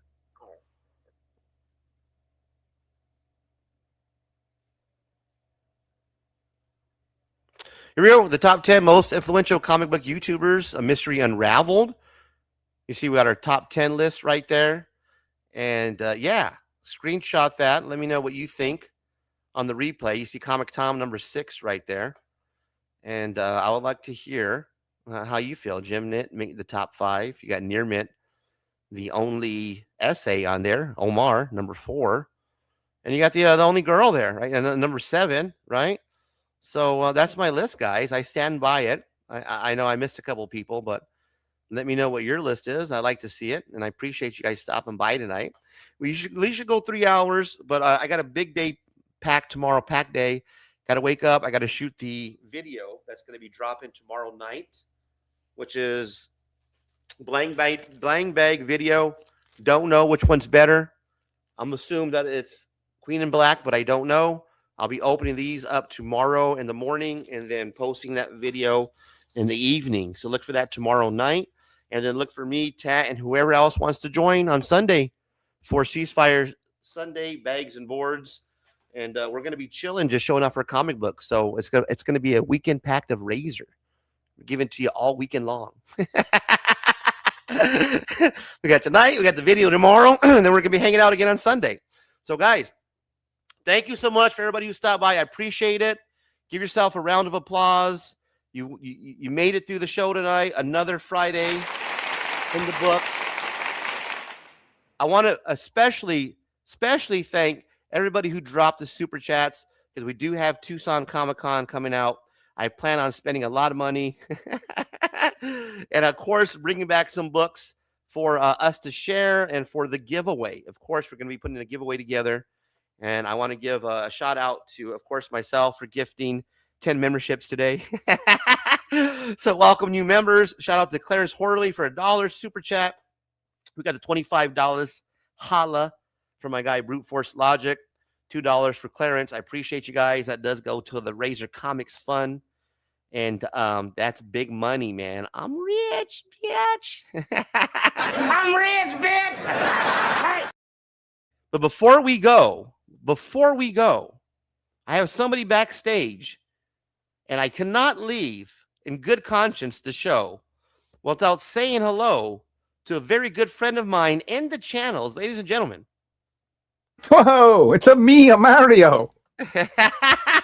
I didn't mean to catch you at the end of your show. I saw that you were live and you had an open link, and I was currently live myself. I'm like, well, if I wrap up my show before he's off, maybe I jump in and say hello for a second, you know? Bro, open mic night, and of course we have room for Niobe, man. How you been, brother? Good, man. I'm got good news. We just finished our final issue of our 5-part mini series today. So it's like lettered, it's colored, it's been made to print. We just got to put in the order and mail out books to backers. Oh, not good for you, brother. Congratulations, man. I'm glad to hear that. You know, at first I thought that, clarify for me, Niobe, are you still, I thought you were retired from comics. Clarify that for me. Are you still making comic books? Yeah. Oh yeah. We're still making comic books. It looked like I was going to retire from it because I didn't have a job and I didn't have, very much money to put into it. Cause Razor making comic books, it ain't cheap, brother. It ain't cheap. I bet you, man. I feel you. But I have a job and, no, things are going good. So yeah, no, it looks like, we're back in business, and either way, we are always going to put out, Outbreak number 5, which is sort of like the final issue of, not the final issue ever, but the final issue of this mini series. Yeah. And, you had to, of course, wrap it up, right? There's no way for the and fans. then they're going to go to print soon, and they're going to go to Antarctic Press soon. Good for you, brother. Congrats, man. I'm glad, brother. At least you did Sneak something peek. that most people couldn't, and that's your own comic book. Speaking of your own comic book, here we go. Let's take a look at what you got. So this is a beautiful cover, by the way, by Keith Garvey. He's done a lot of work with Brian Pulido, Lady Death, and the Scope Comics, like Grim Fairy Tales and stuff like that, right? So it's just a gorgeous sort of, pin-up cover right here. And this is just a sneak peek of, what we're sending in the print here soon. Beautiful. I love the Larry P. Higgins on the top. We got Locke Wynn on the variant cover. Oh, Locke's done 2 covers for this. Yeah. That's awesome, bro. That's legit right there. Look at that. Yeah, you got what? 1, 2, 3, 4, 5, 6, 7, 8 covers. Yeah, one of them is a store exclusive for our comic shop. Holy! And that's what like Locke had drawn it, right? So that's is awesome, sort of what bro. it looks like on the inside here. It's amazing. I love this character. Wow. Right. It's looking good, man.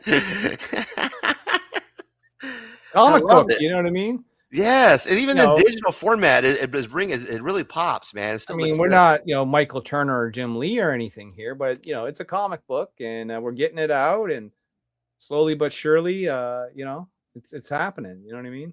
Yeah, I'm glad to see it, man. At least were able to complete the the run. All 5 issues are out, so that's good, man. And you're doing good. How's working, bro? How's actually getting up to go to a 9 to 5 every day? How's that transition?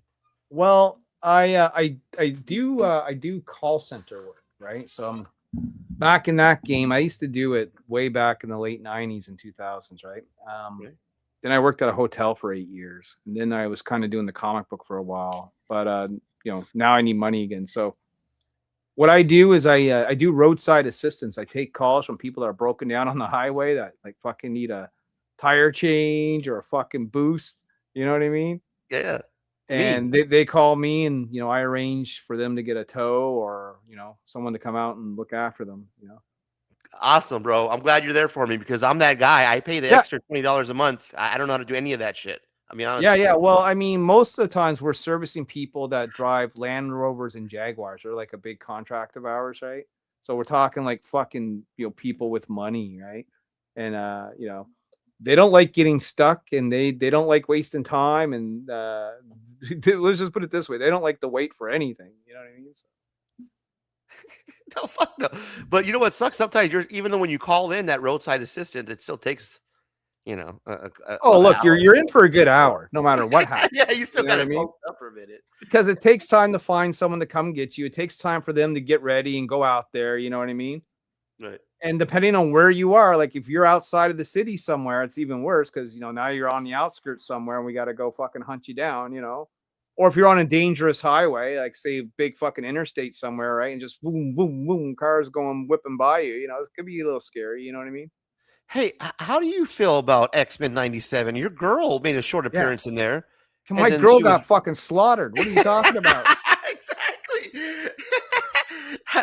How do you feel about X-Men 97? Man, I got mixed emotions, feelings about it. What's your take on this? It's this fun. season? You know, it's a different take. I mean, they're not going to follow the comics, just like the movies don't follow the comics. They're sort of taking elements from the comics and doing their own thing. The massacre of magic, though, is something I'm never going to forgive or forget. Marvel. that was pretty rough, Understand? bro. I mean, what a dumb bitch, man. She fucking shows up, she teleports a bunch of people out of the way. Yeah, sure. Then she just fucking looks at the Sentinel. Oh, hit me with your best shot. Yeah. And just fucking stand there, right? I thought like maybe she would have teleported away out of the last second. Colossus goes, looks for the body and can't find it, right? No. He finds the body. She fucking dead, you know. Yeah. That was a hell of a way to kill her off. The hottest Yeah. fucking character you guys got going on right now, right? You want to sell fucking X-Men. What do? They put magic on the fucking cover. How many fucking magic variants have there been? It's great for me. I love it, right? Give me more magic. But you fucking put her in the episode for like 2 fucking minutes and you slaughter her. like cattle. I couldn't believe it, bro. She was one of, and I knew it was coming, right? So I knew what to expect. But the way that they, that they got rid of her, I was like, that's horrible, man. Because she would have made it would have been a great impact to the show to have her on. Well, look, she'll come back somehow. They always do, right? But I just Only the Uncle whole Ben gambit, stays fucking dead. You know what I mean? Yeah, and I'll be honest with you. I never read X-Men. This, whatever this 97 is based off of this story. But the Gambit coming back, as what is it, Apocalypse? Or what is he coming back? Well, Apocalypse, I think, is using his body, right? I think that's man. I haven't gotten to the last episode yet there, but I'm on my way, Sorry for any spoilers, bro. No, you're good. I mean, I knew it was coming, right? Yeah. It's hard for me. It's like, oh man, I'm not digging it at all. It's I'll tell you what else the I'm watching. I don't know if you're relationship with watching it. Professor, and the Magnus thing was like a little weird to me. I mean, some of those parts kind of drug on too long. Magnus, but give me a break. The other show I'm watching, I don't know if you're watching it, is Game of Thrones, House of the Dragon. Oh, you don't spoil it for me. I haven't seen the season finale yet, but yeah, of course, I love it. Yeah, fucking amazing. It's my favorite show right now. Is it? Yeah. No, it's good stuff. No, I won't spoil anything. I'm already been spoiled because I know all the beats of the books, right? So, and not that they've been following the books, they've done all sorts of different shit. Oh, yeah. But, I mean, the major parts are still pretty much happening. So I already spoiled.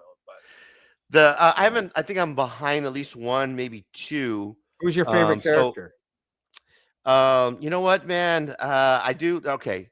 The cool part. Let me just talk about the cool part first before I give my favorite character.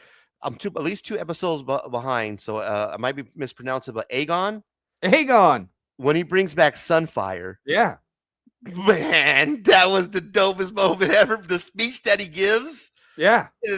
Fire shows up for the. Look, I got goosebumps. I don't think it's much of a spoiler to say you're definitely going to get more Aegon, so enjoy.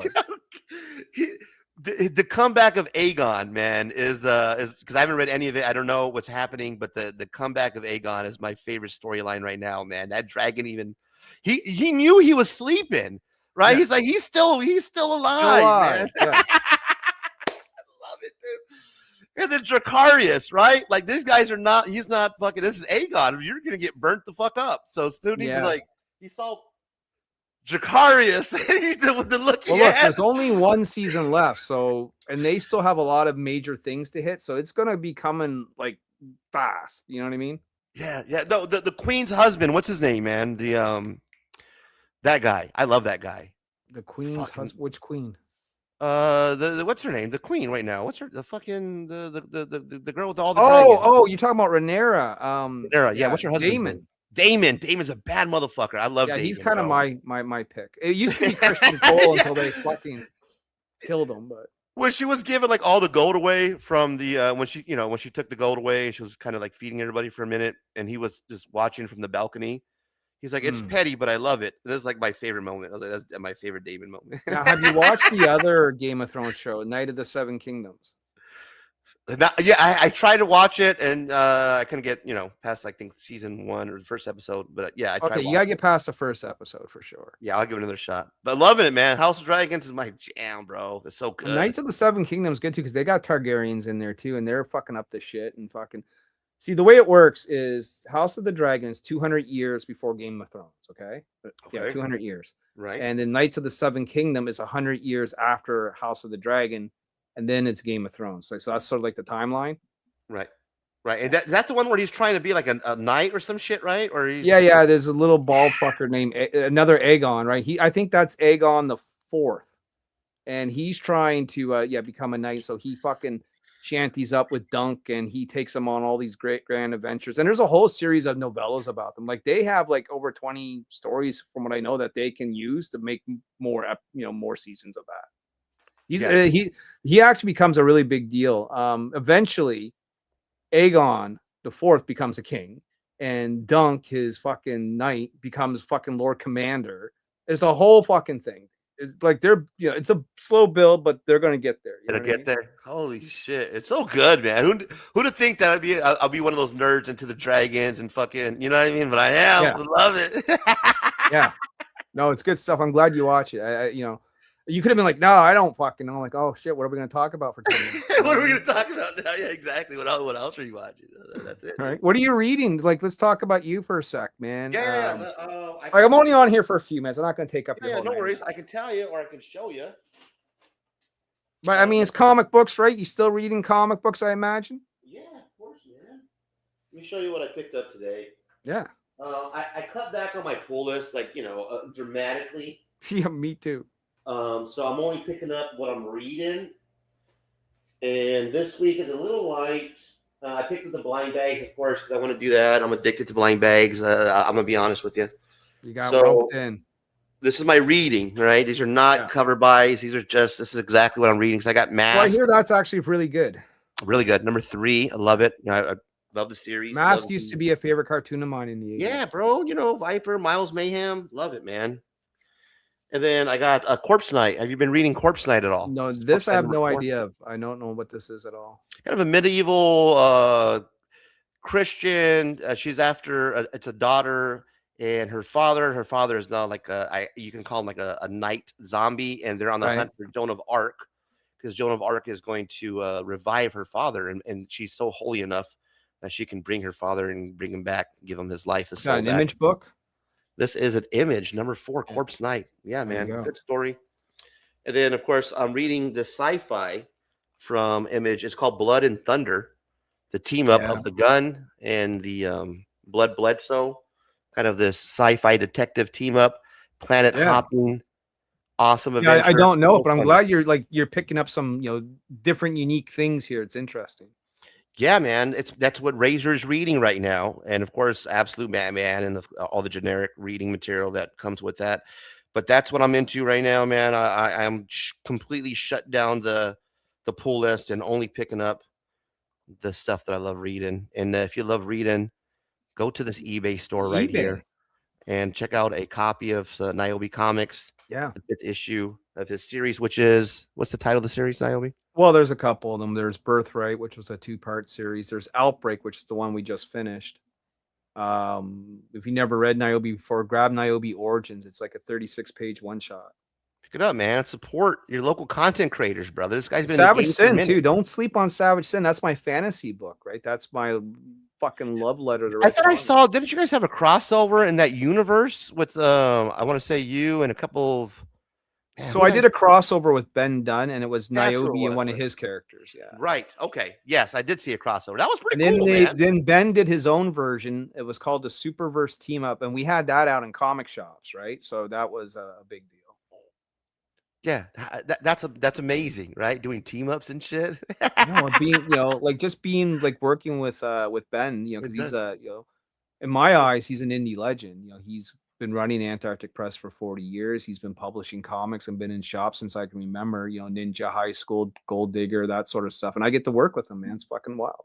And our boy Locke Wynn, look how he grew up in just the last year or two, man. Mr. Sketch card artist of the year. Yeah. They're killing it, right? So I just talked to Locke today. He was on my stream there when I first started. He jumped on for about an hour. And he just got another gig, like another card gig. So he's gonna be doing a whole bunch of more fucking Star Wars cards. You know what I mean? Fucking guy. Yeah, good for him, man. Yeah, I seen that he's busy. Yeah, sign him for another. That's amazing. And he's going to do a cover for our trade paperback. So now that we have all 5 issues done, right, Razor, the idea now is, well, fuck, we got all this work done. Why don't we put it in one compendium and fucking release a trade, you know? Yeah, yeah. There you go. You want to see? I'll give you one more like Razor exclusive, right? What do you got, man? Hit us with it. I'm going to show you one of the covers we got done for the trade. I just got this in yesterday. Okay, it's not even colored yet, right? All right. But it looks pretty fucking sharp, and I want to show it to you. I'm just gonna bring it out here.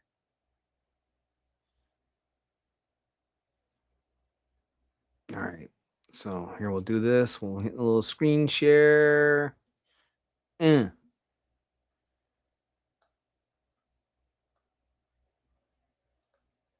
right. Look at this, man. Whoa. I love seeing the black and white. Right? Yeah, this is dope, bro. Wow, look at that. That's a nice splash. Amazing. That's really fucking cool. I mean, I can zoom right in. It's really fucking high. Who's the artist on this? His name is Marcos Salazar. He contacted me. He's been bugging me for like a year, just sending me images and pictures and pages and just looking for a job. And eventually I'm like, well, you know what?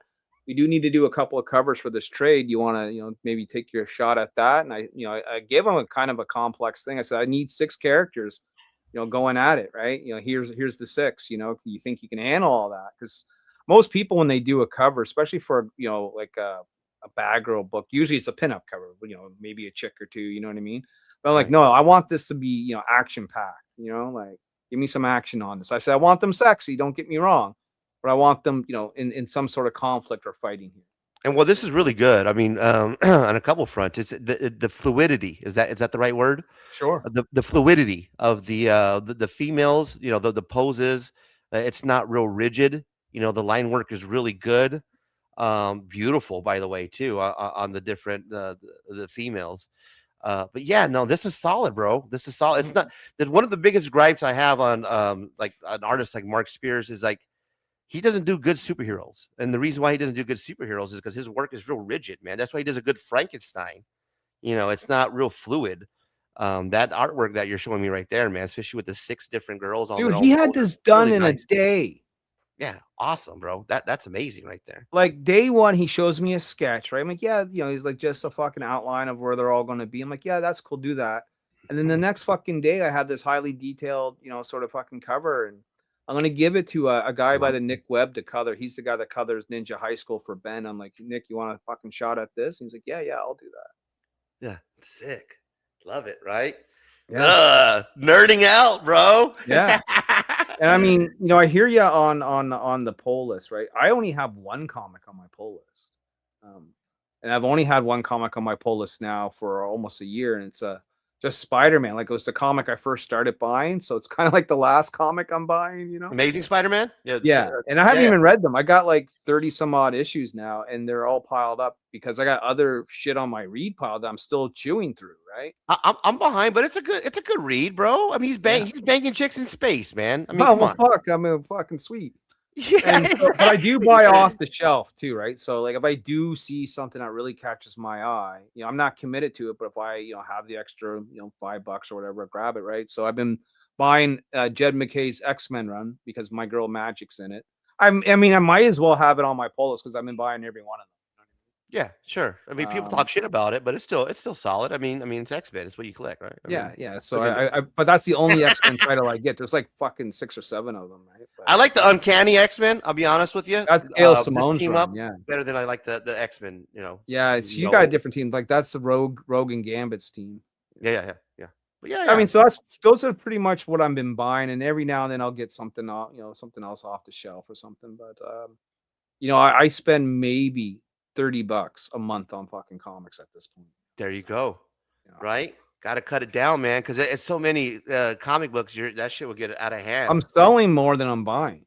I've really gotten into, not really, but I've gotten into eBay, and so on my eBay store, it's more than just Niobe and Savage Sin. I got other shit from my personal collection going up there now, right? Because the idea is like I got fucking 18 long boxes of comics, Razor, and I don't need 18 long boxes of fucking comics, right? And so I wanna reduce what I have. So I've been just putting some stuff on eBay. Not my best shit. Well, I mean, Whatnot's a fucking bitch for Canadians, because the shipping is so, right? right? Yeah. And they assign the shipping price. You don't get to choose it, right? So I know I can send one comic to the States for $12 because I got a deal with Canada Post. Whatnot goes, no, that's like $24. Like, well, no one's ever gonna fucking buy from me. Like, like I do skip over those ones that I see the CA and yeah, I'm like, right? Yeah, you're right, dude. Yeah, no one's in those. Yeah. So I mean, I just do it on eBay, and Yeah. and I've sold like some Red Sonja on there, some Vampirilla, some other indie stuff, right? Mini series or one shots. Like I'm not putting up like my high end variants or all my key issues up there or anything. I'm not at that point, but I'm just getting rid of some of this fucking filler shit. Well, you have 17 long boxes, right? Yeah. So I'm sure you can. Are you trying to get down to like a certain number of long I have boxes? one. One. Like just one long box with my best fucking shit. You know what I mean? Yeah, you know what? That's what I'm saying, man. I would like to get down to like 4 short boxes.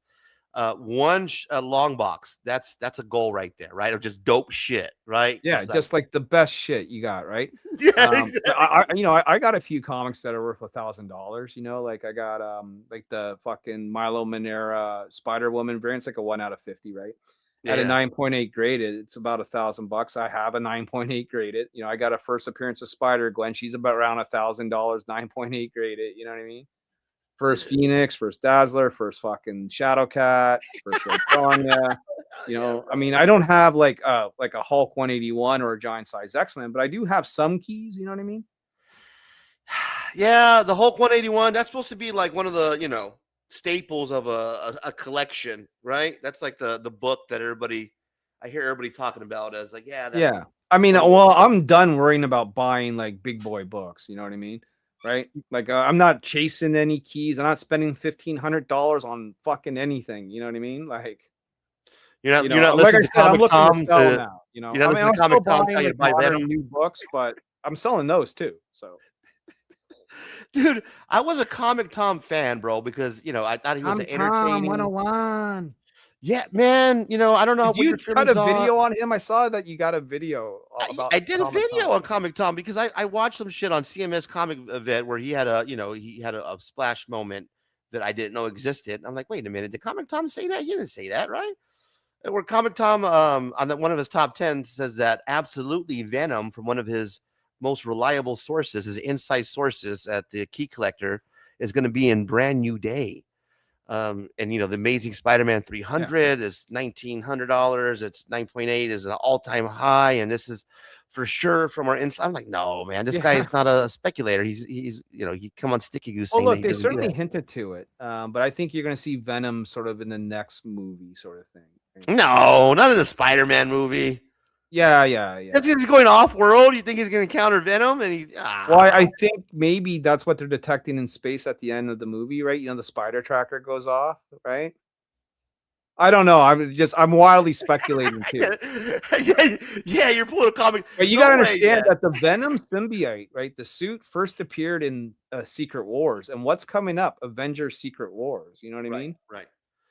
I just don't. I don't feel that that's going to be the move, man. For we just got done with Venom, didn't we? Didn't we just get done with the? Well, you had the Sony Venom movies, yeah, with the Sony Venom movies. Yeah, I never watched them. I never seen them.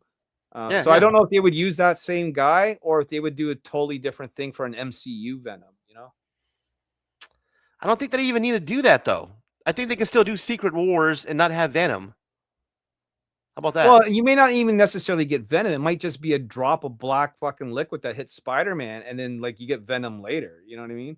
Exactly. Like you do the fucking slow build, Right.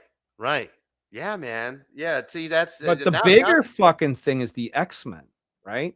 The X-Men haven't been part of the MCU forever because of they sold the movie rights. Yeah. But now that a lot they got the Fantastic Four back, they got the fucking X-Men back, and so now they're able to incorporate all of them into the MCU. And so Jean Grey actually stole the show for me for Spider-Man. In fact, I don't even call it the newest Spider-Man movie. I call it the fucking Jean Grey movie. You know? Yeah, I seen it 3 times, man. It was so Did you good. see it 3 times? Yeah, I've only seen it the once, but yeah. Yeah, no, I seen it. It was really good, man. It's a classic elements, man. It makes you fucking cry, you laugh. It's classic. I'll be honest with you, this was really good, and I know it's breaking records. I still think the Spider-Man No Way Home, the last one, right? I still think that one was a better Spider-Man movie because we got all the Spider-Man. You know, you got Tobey Maguire Spider-Man. Yeah, it was You wild. got all the villains. I just feel that still was more. I'm just tired of the fucking multiverse, man. I gotta tell I you. do, but I still enjoyed that more than this one, man. If I was gonna rank them, I was just excited because of Jean Grey. That means that's 100%. We're getting the fucking X-Men, right? You know, and ever since that movie came out, there's been some wild casting. Like the guy that plays Cyclops, he looks really fucking cool. They casted Emma Frost, and she looks fucking dope. You know what I mean? Like, I saw another actress on Facebook today that's rumored for Storm. If they go with her, dope. You know, like the casting for this movie, you know, actually looks really fucking stellar. And it looks like they're slow building Jean Grey's powers too. You know, with this whole hop. You know what I mean? She never been able to do that. That's like a first. There was another character in Marvel that could do that. Her name was Karma. She was from the New Mutants, right? And she could possess people. But I never seen Jean do it. But that, you know, I mean, she's a telepath. And, you know, it's not probably beyond the realm of her capabilities, right? So, bro, I thought we were gonna get an X-Men moment though. I thought we were gonna get like at the end of the movie. No spoilers, but I thought it was gonna end. You know, like Professor X was going to show up in the corner. The bus was going to be frozen or some shit. Yeah, the only hint you get to that at all is like when she leaves at the end of the movie, she's heading north fucking New York. And that only symbolizes one thing because the X Mansion is north of New York, right? Right. Yes. See, that's a good egg that I missed. I missed that. That's a good little egg right there. Yeah. I didn't think about that. But yeah, man, I was waiting for that moment. I was like, oh, they're going to show up. Watch. He's going to be in the wheelchair. He's going to freeze everybody. But no. No, you're going to see them in the Avengers movie, Avengers Doomsday. Well, you may see them. You're going to see the old X-Men. Like they got, you know, obviously Ian McKellen and Patrick Stewart and Gambit, Chatham Tatum, all those guys cast for this Avengers movie, right? So that's going to be a big multiverse movie. But somehow, some way, that's going to have to switch into the new X-Men. You know what I mean? Right. Yeah. Love it, bro. Are you a Star Wars guy, or did you watch The Mandalorian Grogu? Yeah. I mean, I saw the movie. To me, it was just like a 3-episode fucking Disney Plus on the big screen. But I enjoyed it, man. I know it didn't make big money. Yeah, I thought it was really good. It was kind of, you know, like they didn't. My problem with the movie itself isn't all, you know, it's a fine movie, you know, for what it was. Like if I was 12 years old, you know, I probably would have really loved it, right? Yeah. But what I didn't like was they didn't lead into anything, because the whole idea about the Mandalorian movie when it was first sort of thrown around was it was going to lead into the Ahsoka series and the Admiral Thrawn and him coming back and all this sorts of stuff. But they didn't touch on that at all. You know, it was almost like it was just a standalone story that didn't tie into the greater sort of, you know, Star Wars Disney, you know, vibe, right? So we still got Ahsoka coming up, so we'll see what happens with that, you know.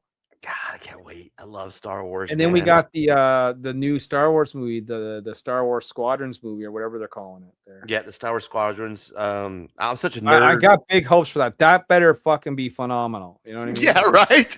I haven't watched the Sith Ninth, or I'm not sure if you watched that yet on Disney Plus. That's the anime. Yeah, I haven't watched any of the animated stuff. I saw a little bit of the Bad Batch. I heard you talk about it there the other night. And I saw season 1 of the Bad Batch, but I haven't watched anything beyond that. Yeah, Bad Batch is, man. I can't get enough. I'm a Star Wars nerd, bro, and I'm a tool for it. I'll be honest with you. I did enjoy the Mandalorian Grogu.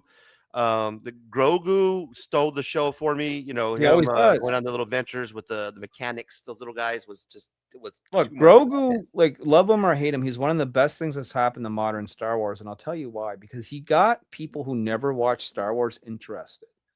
So I'm sitting there watching, you know, Mandalorian, and my 73-year-old mom, you know, she's just sitting in her chair reading her books, fucking playing her little laptop games. Then all of a sudden I noticed that she's watching, right? And it's because she spotted Baby Yoda. It's like, oh, what's this? Oh, he's cute. And then Baby Yoda fucking sucked her in.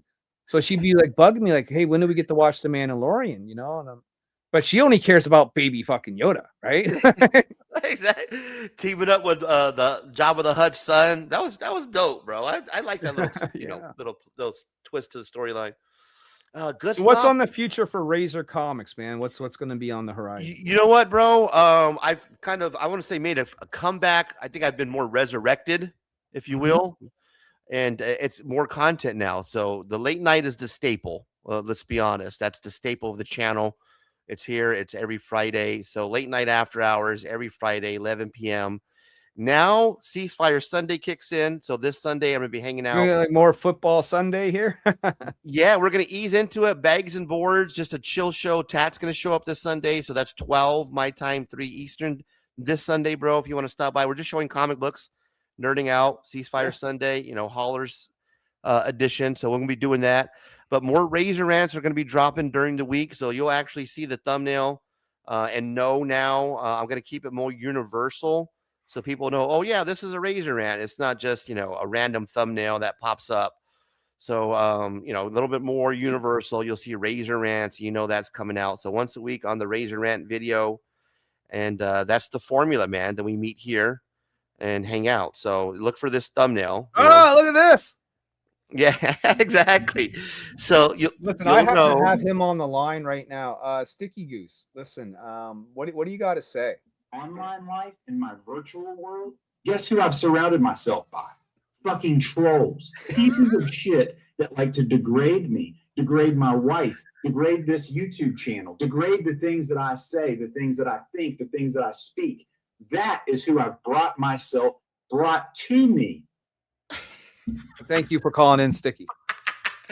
Yeah, he's MIA now, man. He dropped that video on happiness. Nobody watched it. Got 500 Oh, views. I watched it. And not only did I watch it, I watched your rendition of it. Yes. And fuck, that was funny. I mean, like you pretending you're jogging along and looking around and paranoid and shit, dude. That was fucking. Dude, I appreciate it. Thank you, man. man. That was fucking gold. I mean, it may have been.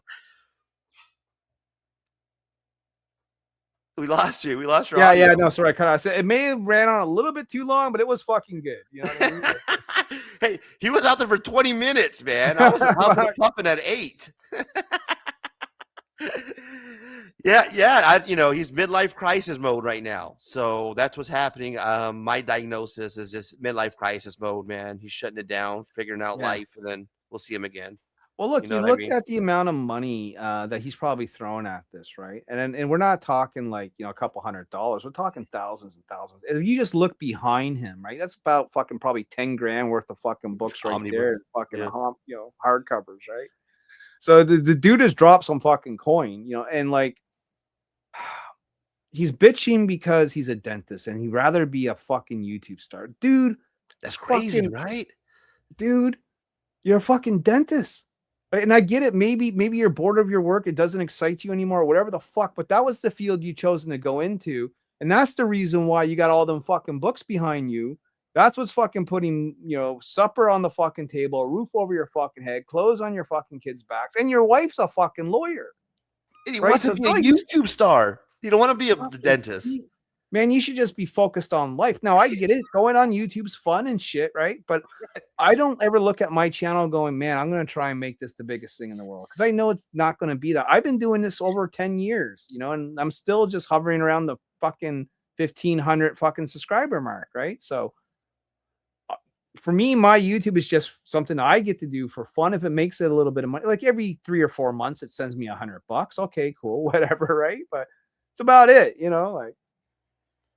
It's more or less for me to come on and fucking talk about my book and play some fucking video games when I'm bored. You know what I mean? Like, I mean, the guy's making good dough. Went to college for 4 years at least to become a dentist. So why would you all that hard work in order to have a stable living, a career? To say, hey, you know what? I don't want to do this. Pull it off, right? And Right. he's got a sizable channel for a comic book channel. He's got over 10,000 subs, right? Right. So if you can pull it off, you can make money doing this. It'd be a great side hustle for some people. Might even be their full-time gig. But I mean, not everyone can do it.